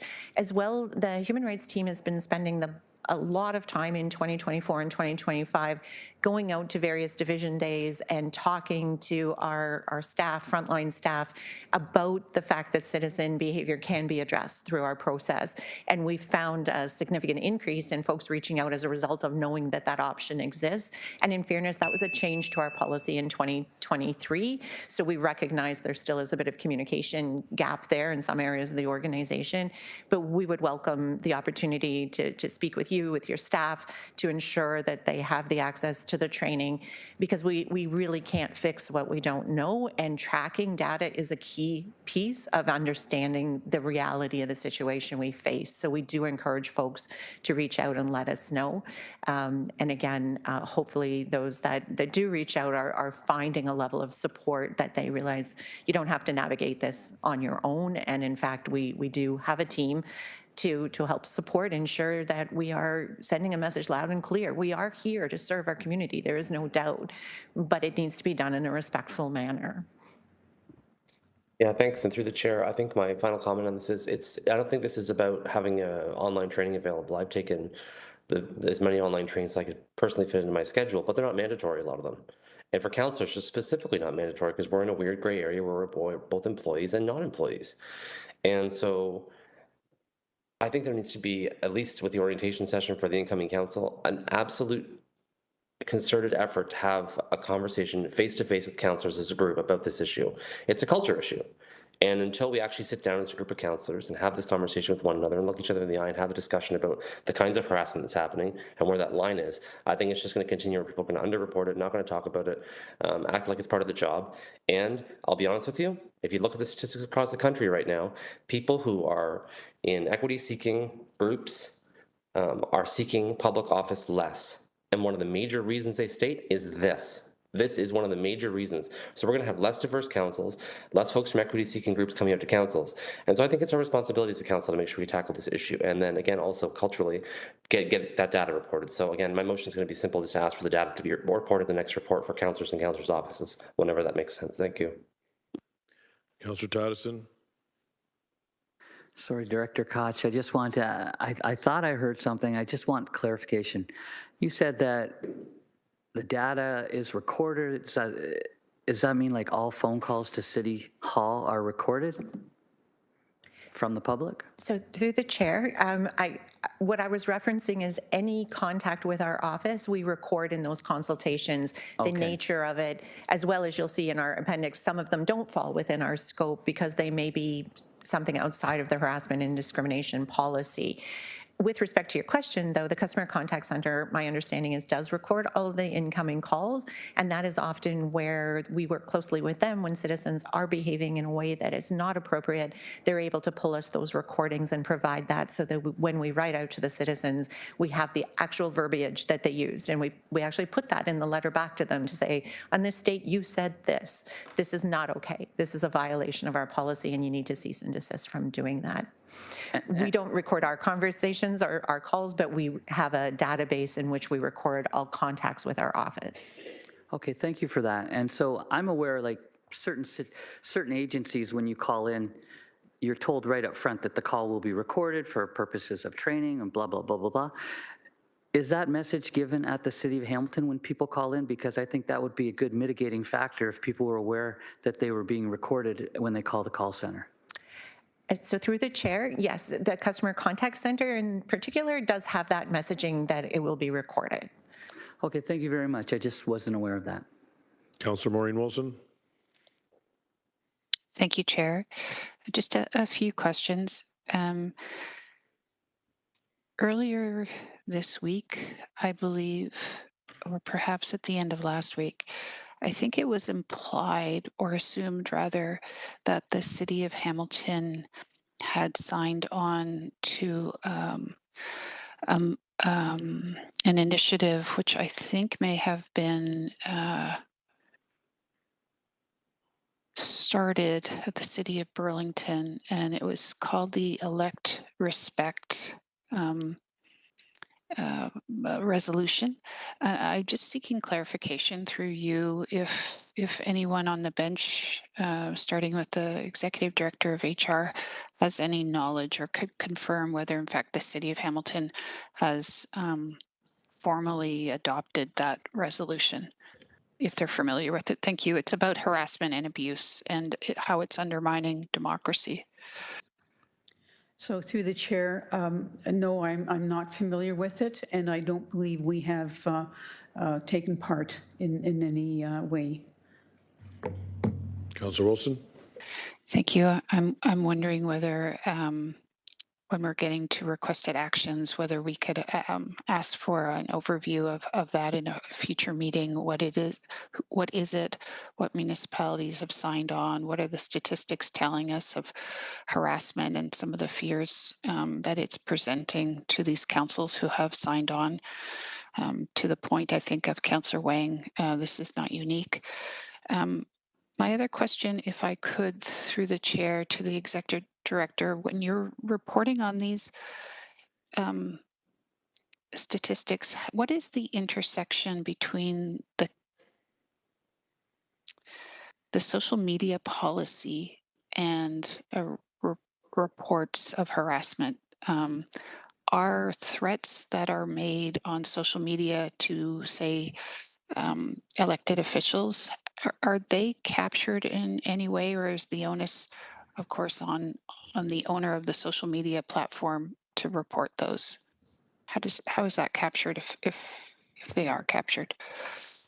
So through the chair, it's not captured in our policy. In those sorts of situations, we advise the individuals to contact the police.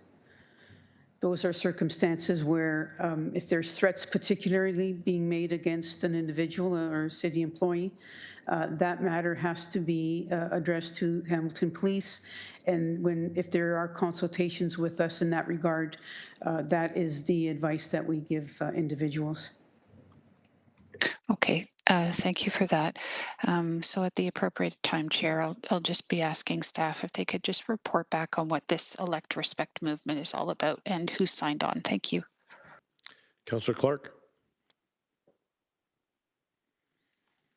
So I want to clarify, are phone calls into councillors' offices recorded? Because I have a concern that under MFIPA, any information that's provided to elected members is to be kept confidential unless the residents authorize the sharing of their identifiers and information. So are our calls being recorded? So through the chair, no, to my knowledge, and again, the only area that I can say with certainty is recorded is our customer contact center. Anytime calls are being recorded, there needs to be that disclosure as referenced that this call may be recorded for training or quality control purposes. So no, the vast majority of phone lines coming into the city, there is no record being kept, although we do know in the customer contact center they do maintain those logs. Thank you for that. That provides a great deal of reassurance, Chair. Can I ask, I guess I'll wait until Councillor Kretsch's motion and then I'll ask the question about that, sir. Thank you. Councillor Cooper? Thank you, Chair. I just want to follow up on the conversation you're having with Councillor Clark. The voicemail says you may be recorded, but in fact you are recorded. And so I'm wondering if we could change that a little bit, because it does make a difference. It sounds like we're kind of maybe auditing these things, but we're in fact capturing every single call. So I'm wondering if we could update that, and if I've misheard, please correct me, but if it says may and we're actually doing it, it says we are recording these calls. So through the chair, if we can, we'll take that back, Councillor. Whether or not it's being recorded or is being recorded, there is a movement to these recordings saying that it is being recorded. It may or may not be acted on or be listened to in the future, depending on the circumstances. But there is a move towards that pre-recording saying that the conversation is being recorded. Thank you. Okay, so Councillor Crutch, your motion is so that staff is to report back on information in the councillor's office and councillor staff's office when they bring this report back again? Is that what you're looking for? Yeah, I just sent some language to our legislative coordinator. It's a little more specific. Pretty much that, though. I just tried to write it in a legislatively acceptable manner. And I believe, Councillor Clark, did you say you were going to, I don't remember if there might have been last time. I can't remember if there's a seconder here. It was last time, but I would also second this one, and I'd like to see the motion, though. Can we put the motion on the screen, please, Clerk? Thank you.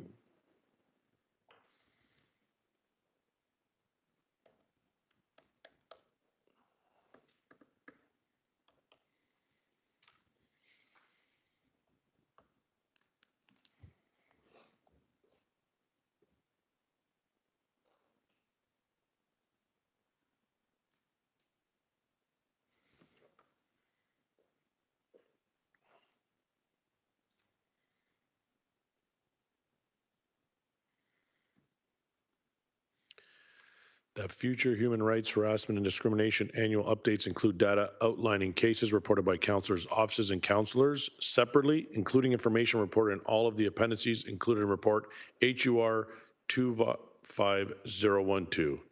Councillor Cretch, is that good? Yeah, it's a little wordy, but it gets the point across, yeah. I maybe use the word including too many times, but hopefully it makes sense. Awesome. Councillor Clark will second. Councillor Clark, comments on the motion? Yes, I guess to staff, I'm always concerned about identifiers. So any report that comes to the public will be excluding anything that would identify any of the individuals that we have been involved with, correct?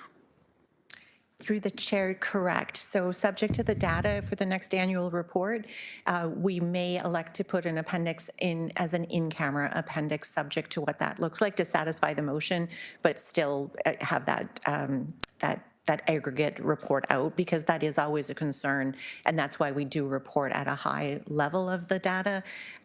So we will take a look at the data for 2026 when we come back around this time next year, and certainly there's a way to do that that ensures that that it doesn't disclose the identity of any participants in the process. Thank you. And another question to clarify the intention, not the intention of Councillor Cretch's motion. Will we be requiring councillors and their staff to report incidents where things cross the line? So through the chair, your staff are City of Hamilton employees, so they're governed by the policy in the same way as any other staff. There is an expectation in there that employees report to either their supervisor or to HR directly. And so we would encourage your staff, yes, there is an expectation. If it does cross the line, they should be reporting that. And again, councillors are a little bit different in terms of that they're not required to do it, but we would really encourage you to do that because we want to make sure everyone around the city has that level of support.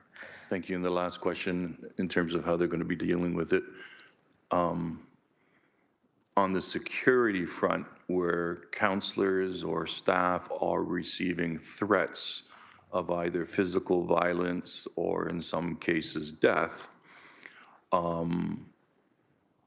we are requiring individuals who receive those things to report them. Are they reporting them to HR and HR then reports them to security, or like how are we handling those situations? Through the chair, my experience has been it's been a bit of a two-pronged approach. Most people are notifying corporate security directly to advise that, hey, there is a potential security risk that this person has indicated they're going to come to City Hall, as an example. At the same time, they should be notifying our manager of health, safety, and wellness, who oversees our workplace violence policy. So within HR, under the scope of HR, my team, the human rights team, does the harassment and discrimination policy. There is an accompanying policy dealing with workplace violence. So anything that's alleging threats of physical violence, any death threats, those types of things, that is like an even more egregious policy violation, and there is a separate policy dealt with our health and safety team. So my guidance would be, at any time when you're encountering those types of things, I would report to corporate security and to the corporate health and safety team at the same time. They work very closely together, and we work very closely with both of them to ensure we've got a comprehensive approach to deal with these issues. Thank you. It's just important that we lay out how we're supposed to address these issues. I know some councillors are receiving much more, it's just hate in some respects, and then threats than others. But if we're not required to report it, then we're not capturing what's happening in our city. And so that's my concern in this. Thank you. Okay, we'll move to the electronic vote. We have a mover and a seconder.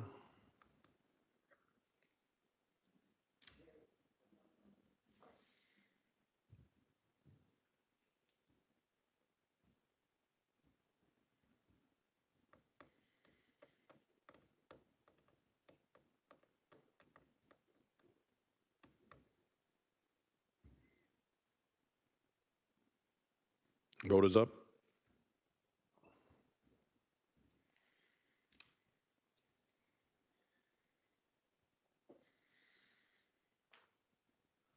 That carries 10-0.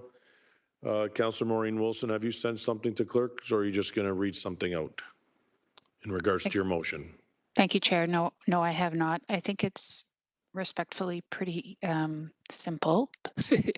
If I could kindly request that staff report back to AFNA, what is the elect respect pledge, who has signed on, and what does it mean? Thank you. Seconder, Councillor Wang, thank you. Councillor Wilson, end of Q1. I'll ask staff to confirm if that's okay with you. With budget happening, I don't know. Edie Font, yeah, we're good? Okay, end of Q1 it is. We have a seconder and Councillor Wang. Any questions? None? Perfect. Let's go to the vote.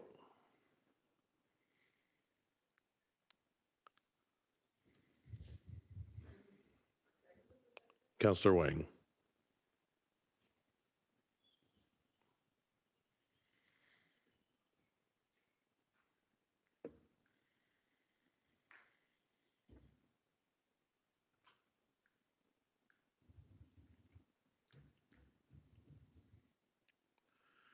Vote is up.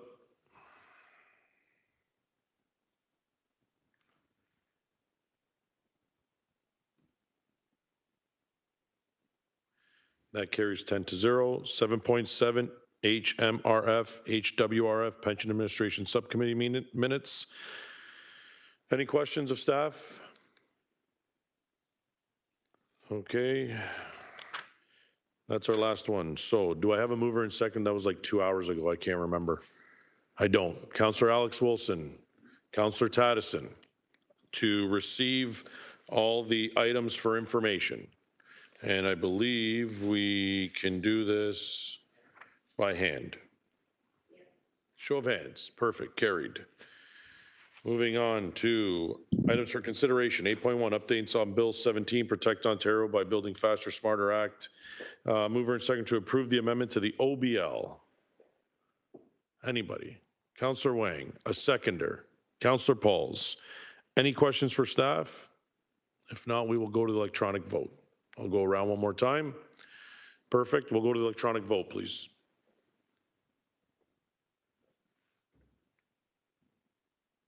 Vote is up. Councillor Wang, Councillor Pauls, yes.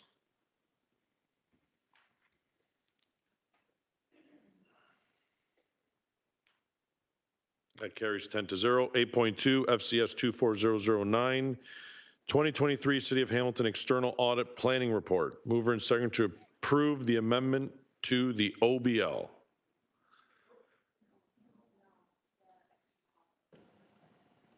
Well, I'm just reading what I have, everybody. Sorry, Thank I've you had for a bad that. cold this week. So. No, that's okay. I just want to make sure everybody knows that I'm only reading what I'm told to reading. I'm not trying to skip anybody out of any sort of audit. You can audit my chairing, as this is my last meeting. Feel free to audit. So what are we doing here, clerk? We are voting on the recommendations for item 8.2. Perfect. 8.2 is the City of Hamilton External Audit Planning Report. And we are going to need a mover and seconder. Councillor Cooper, Councillor Crutch. Any questions for staff? Councillor Clark. So I would like to hear from GM Zagaric. We had the cyber incident. We've been told many times by staff that it resulted in staff manually entering data into a system. We're now starting our audits of those years. Is there a concern about materiality? Director Hesmer. Good morning, Shelley Hesmer, Acting Director of Financial Services. Through the chair, thank you, Councillor, for your question. From my perspective, there's no concerns around materiality at this point in time for the 2023 year-end audit. Maybe I'll just provide some details. We had that information close to being closed prior to the cyber incident. So most entries were booked. There was a few adjustments that were required to be completed along with our consolidation and some of our public sector accounting standard journal entries that we do as well. So if we're looking at the transaction prior to cyber, they were booked. There is still additional work that is required because we were not closed. That has had some heightened risk, and that's why in the report it speaks to the additional costs related to completing the 2023 audit. Councillor. So I believe I also read it in this report that KPMG is the auditor now for the next 4 years. Is that correct? Through the chair, yes, we did an RFP. They were successful for the 2023 year end, and with the ability to extend one additional year for 4 years. And the increase that is in it is 157,000. Is that correct? Over the previous year in terms of our audit costs? Through the chair, that's correct. So the ask that is in front of you today, the 157,000, is specifically related to the 2023 year-end audit. Okay. And so will the auditor, KPMG, be coming in to speak to council before they start the auditing process of 2024? I'm simply concerned about, in my mind, and this is just me, but thousands of entries, I mean literally thousands of entries are being manually re-put into an audit software, to a finance software, to enable us to get to the point where we can do our financial audit for the year. That would seem to me to be a much higher risk of materiality than you're entering data as it comes in on a regular basis. Do you see what I'm asking? Can you speak to that? Yeah, through the chair. So to answer your question about the auditors will come back to AFNA with their audit plan for 2024, and will provide a detailed analysis around what that audit plan will look like, materiality, additional risks, and any other additional work that would be required for the auditors to complete their city audit. GM Zagaric.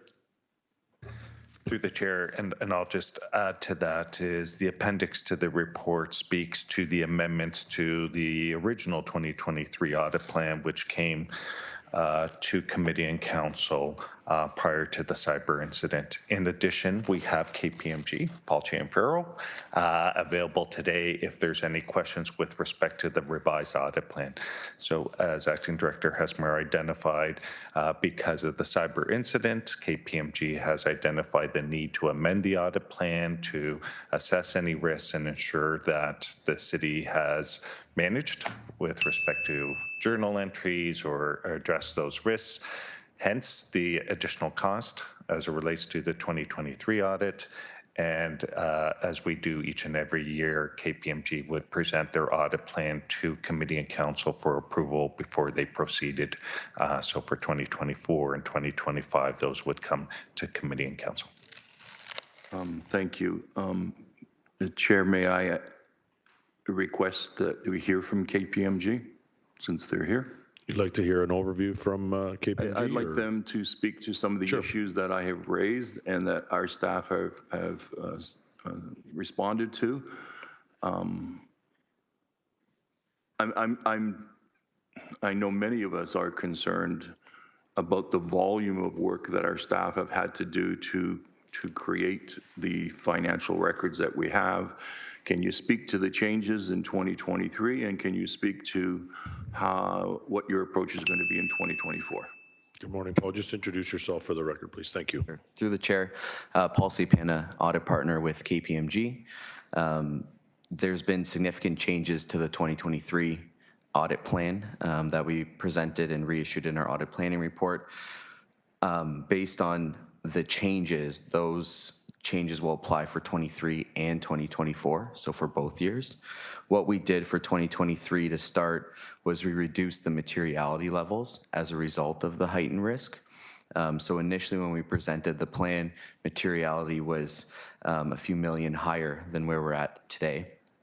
So that's the first step. So essentially more users, more eyes on the statements. That's really what drives your materiality levels. The second step is, okay, what areas were impacted by the cyber attack?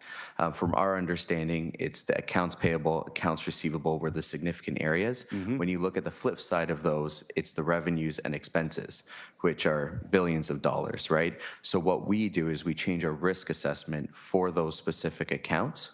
So typically where we would have what we call a base level risk. So a less risky, more routine transactions that occur on an ongoing basis. Now those have been elevated to either an elevated or significant risk. And what that does is it results in a lot more sampling. So that's the reason for the additional cost, is just more time incurred to, like you said, there's a lot of manual entries, a lot of changes. We're going to sample a lot. And I think that's what takes the time to gather all the support for that. So our sample sizes have increased. And then the other side is management pulling together the support, because the support might not be in the system where it typically was uploaded.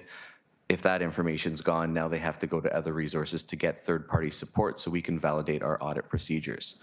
The second piece that goes along with that is the completeness of the data. So how are we positive, or how can we assert to the fact that the data is in itself complete? So we're working with management to look at their process on how they determined it was complete, and we're making sure that it was a fulsome approach.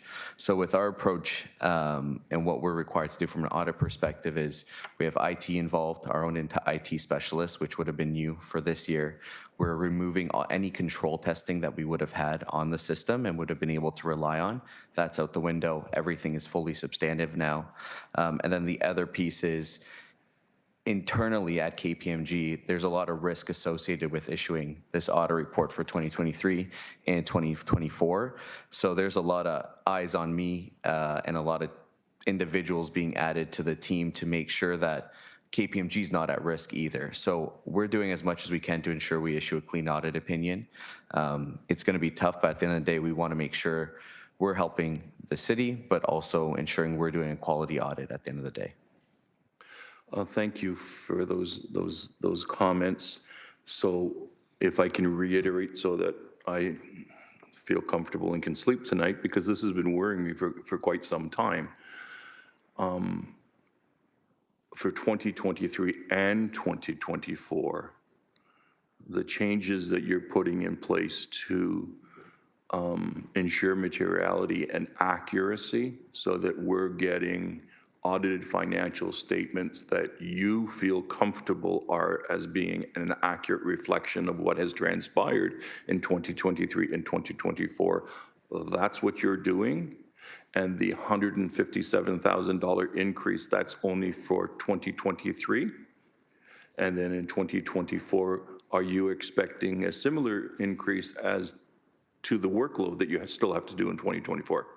That's correct. It'll be relatively similar from my expectation, because the sample size and scope of work will be relatively consistent. Okay, and to the public, your sample sizing that you're doing as a result of the risk materiality is much higher than you would normally do in a standard audit of financial records. For sure. So in the through the chair, in the audit planning report, we have the prior year. In one of the slides, we showcase the prior year risk levels and what the current year risk levels are for specific accounts that we're testing, and you'll see an increase. As I mentioned, the terms going from base to either elevated or significant. That is specific to the city of Hamilton. If you were to look at another municipality, those risk levels would be a lot lower. Thank you.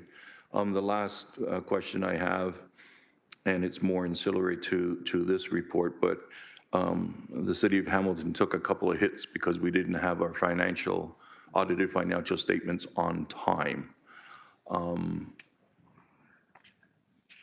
I'm not sure if you can speculate, but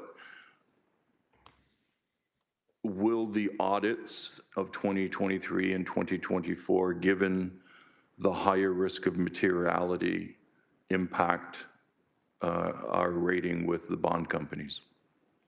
So through the chair, I can't speak to the rating, but I can speak to the timelines of the audit.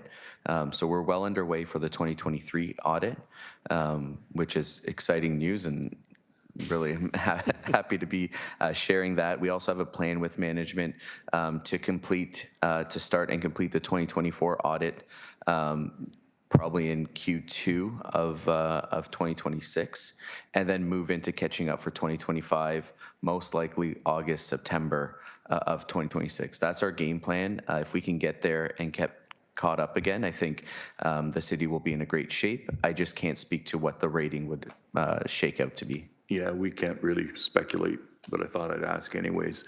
Chair, my apologies for extending this discussion, but I felt it was really important that we hear from KPMG. I know the public is kind of scratching their heads on some of these things, especially people who understand the auditing process. And we need to ensure that our audited financial statements, that they are as accurate as possible. So I appreciate your time today here. Thank you, Chair.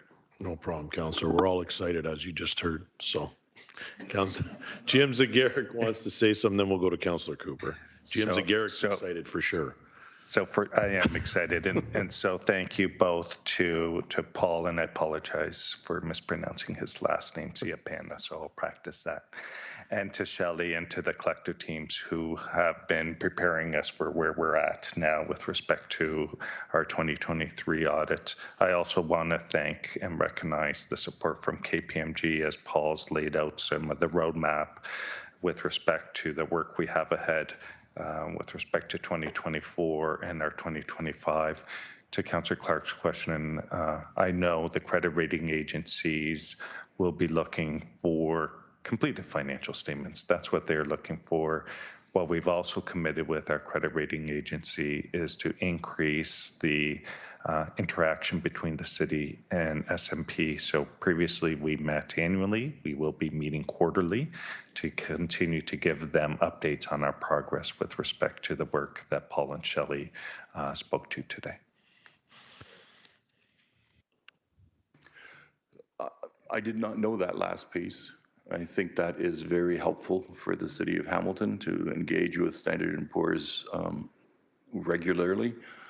And I do think it's important that we thank staff for the amount of work that they have had to do in the finance division to get the records up to date. I've never seen, I don't think any of us have ever seen a situation like this before. And so it's very new, and our team dug in and did the grunt work to make sure that we had all the records there so that our audited financial statements are as accurate as possible from the year in question. So thank you, GM Zagaric and your team, and thank you, Paul. Councillor Cooper. Thank you, Chair. Just through you to KPMG. Paul, I wonder if you could speak to any of the other entities the city has that you've gone in and done the audit so far, and what your experience was with that audit. Through the chair, happy to note that for city housing, we've issued 2023 and 2024 financial statements in final, so that entity's all cut up. In terms of other consolidated entities, we're still working through the library, from my understanding, and some of the trusts that are in there. Any entities that were not on the PeopleSoft system, we are up to date on those to where we can be. I think some of the BIAs, we're still working on some of the 2024 audits. 2023 audits have all been complete as of this week, which is Pardon? Yeah, so 2023's BIAs are all done, which I think is the best news ever. More exciting news around the horseshoe here. Councillor Cooper. Thank you. Thank you, Chair. Paul, in terms of materiality, just Councillor Clark's question, what was your findings around materiality that you used in your findings through these audits? So it's tough because materiality isn't a risk-based metric. It's based on the users. So we have to consider what the users would still consider to be material for the city as a whole. And just because there is a cyber attack doesn't mean it's going to significantly impact materiality. What it impacts, the risk, is the risk assessment of specific accounts. So that's why I said we did decrease materiality slightly. I would say the biggest change, though, was the risk assessment on specific accounts instead. So we did consider materiality, we did reduce it, but at the end of the day, the big change is in our scoping. Through you, Chair. Now, this next question I'm going to ask you is not about individuals, it's about roles, okay? So we have strong mayor powers across the province, and what particularly makes it interesting here is that we have no audits. And so when I think about the strong mayor powers, there's a natural segregation of duty problem with it. We got things like budgeting with hiring and firing. And so as a councillor, the role of councillor, you look and say, how can I take comfort on this? Because I'm not in the details all the time. And how I take comfort through an audit, because that's to me a bit of a compensating control on this segregation of duty issue the province set up. Without an audit, through you to KPMG or even to the general manager, how as a councillor do we take comfort on this segregation of duty issue until we have the audits in place? Could you speak to that, please? I don't know who wants to I think we'll go to GM Zagaric. No, that would be the wrong phone ringing. GM Zagaric, go ahead. Through the chair, beyond the audit reports, the City of Hamilton typically would have provided a series of reports, including variance reports, the WIP analysis report discussed at committee yesterday, as well as our capital projects reporting, the status of our capital projects reporting. So there are a series of reports that speak to financial management in-year issues, challenges, opportunities, beyond the financial statements, including our budget process. So we are looking at returning back to that regular pace of reporting. I appreciate the patience of committee and council with respect to those. 2025, we did a variance report as of May 31st, and we are looking to see producing a final 2025 unaudited variance report for committee sometime in Q1 potentially of 2026. So leaving that with staff to try to map out on how to achieve that. So beyond the financial statements, there is a series of financial reporting that comes to committee and council that speaks to in-year performance, as well as identifies any, again, issues or opportunities. Through you, Chair, I actually would have thought in some of these committees and reports we saw, we'd be seeing income statements because we could produce income statements, and I haven't seen those, okay? And so, you know, I'm also surprised the province didn't step in and suspend our strong mayor powers until we had the audits in place. So I know there was a request from this council about that. And I believe the province came back and said, no, we're okay with this. And so I'm concerned. Okay, like it's going to, as we work through this series of audits, I'd like to see it done as quick as possible. I know we're going as quick as possible, but to my knowledge, we're the only municipality in Ontario that has this situation. So I'm just, I'm grateful that KPMG is in here right now doing this. And like I say, I'm just surprised that the province came back in the way they did to the city when they asked about suspending the strong mayor powers. So I'll leave it at that.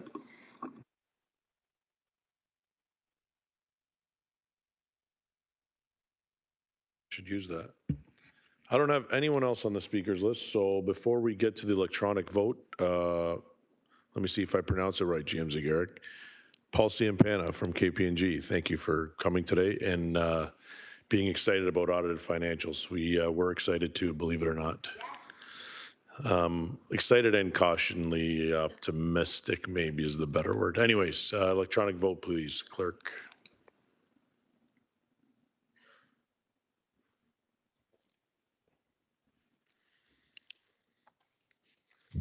Vote is up.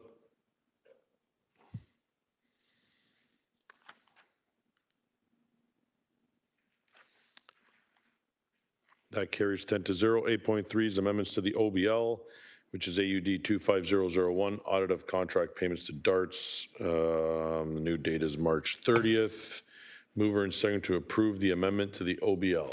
Councillor Wang, anybody? I guess I'll second it.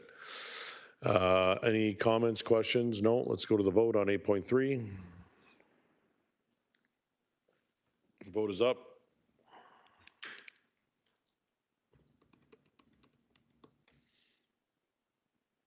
That carries 10-0. We're on to motions. 9.1, Ward 2 community grants for Q4 2025. Councillor Kretsch, please introduce your motion and your seconder.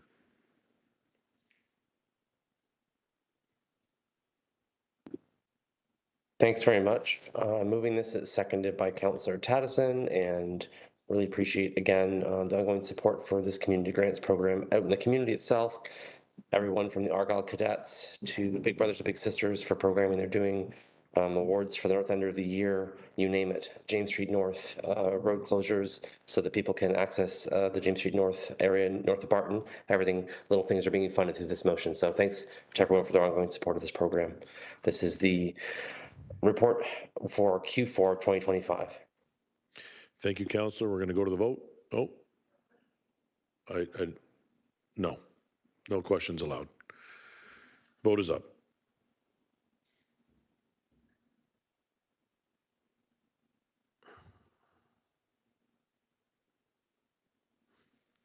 That carries 10-0. We're moving on to notices of motion. 10.1, funding support for ice scraper replacement, Glanford Curling Club. We're going to put a motion forward to suspend the rules. Councillor Kretsch, seconder to suspend the rules? My seconder is Councillor Beattie. Yeah, and I'm asking them to be suspended because the current ice scraper is at the end of its life and no longer provides a flexible blade to maintain the ice. So the sooner the better. Thank you. Let's go to the vote on suspending the rules. Vote is up. 2/3. Drum roll.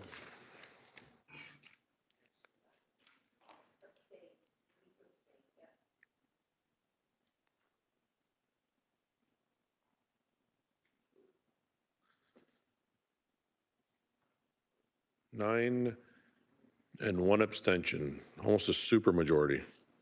Councillor Crutch, you want to introduce your motion and your seconder? I believe it's Councillor Beattie. It's Councillor Beattie, yeah, and I'm not going to read all the whereas clauses out, but just want to say that a lot of residents rely on the curling club and at Ward 11, and they need to make sure that the current scraper is going to work. It's not working right now, and this is being funded from the Ward 11 non-property tax revenue account, and it's going to cost around $14,800 to replace the scraper, and this is going to make sure that the curling activities can continue on. Thank you, Councillor. We have someone extremely interested in the ice scraper. Councillor Clark. Well, I'm not. I've watched curling on television. I don't want to venture out on the ice because you may fall. Yeah, I'm not. I don't have the dexterity that I used to have. Can I just ask verification that the Glanford Curling Club is a not-for-profit entity. I see a lot of head nods, but Councillor Taddison, do you want to? No, you don't. Councillor Crutch, Councillor Beatty, someone want to confirm that this is a non-for-profit? That's my understanding. I'm not sure if someone in staff could confirm that, but it's my understanding they're not for profit. I don't have any kind of documents to show you, Councillor Clark, but that's my understanding having talked to folks. But I haven't spoken to staff about it just broadly in the community. I mean, I understand that it's not for profit. I don't have any documentation though to give you to support that. What we could ask, perhaps, if you're concerned about it, is just that staff confirm that before the funding is issued. Jim Zegart? Through the chair, I was going to suggest what Councillor Crutch, but we can report back before council. So that is our understanding as well, but we'll confirm and advise committee if we are wrong in our understanding before council. Thank you. I'd appreciate that. Okay, let's go to the vote.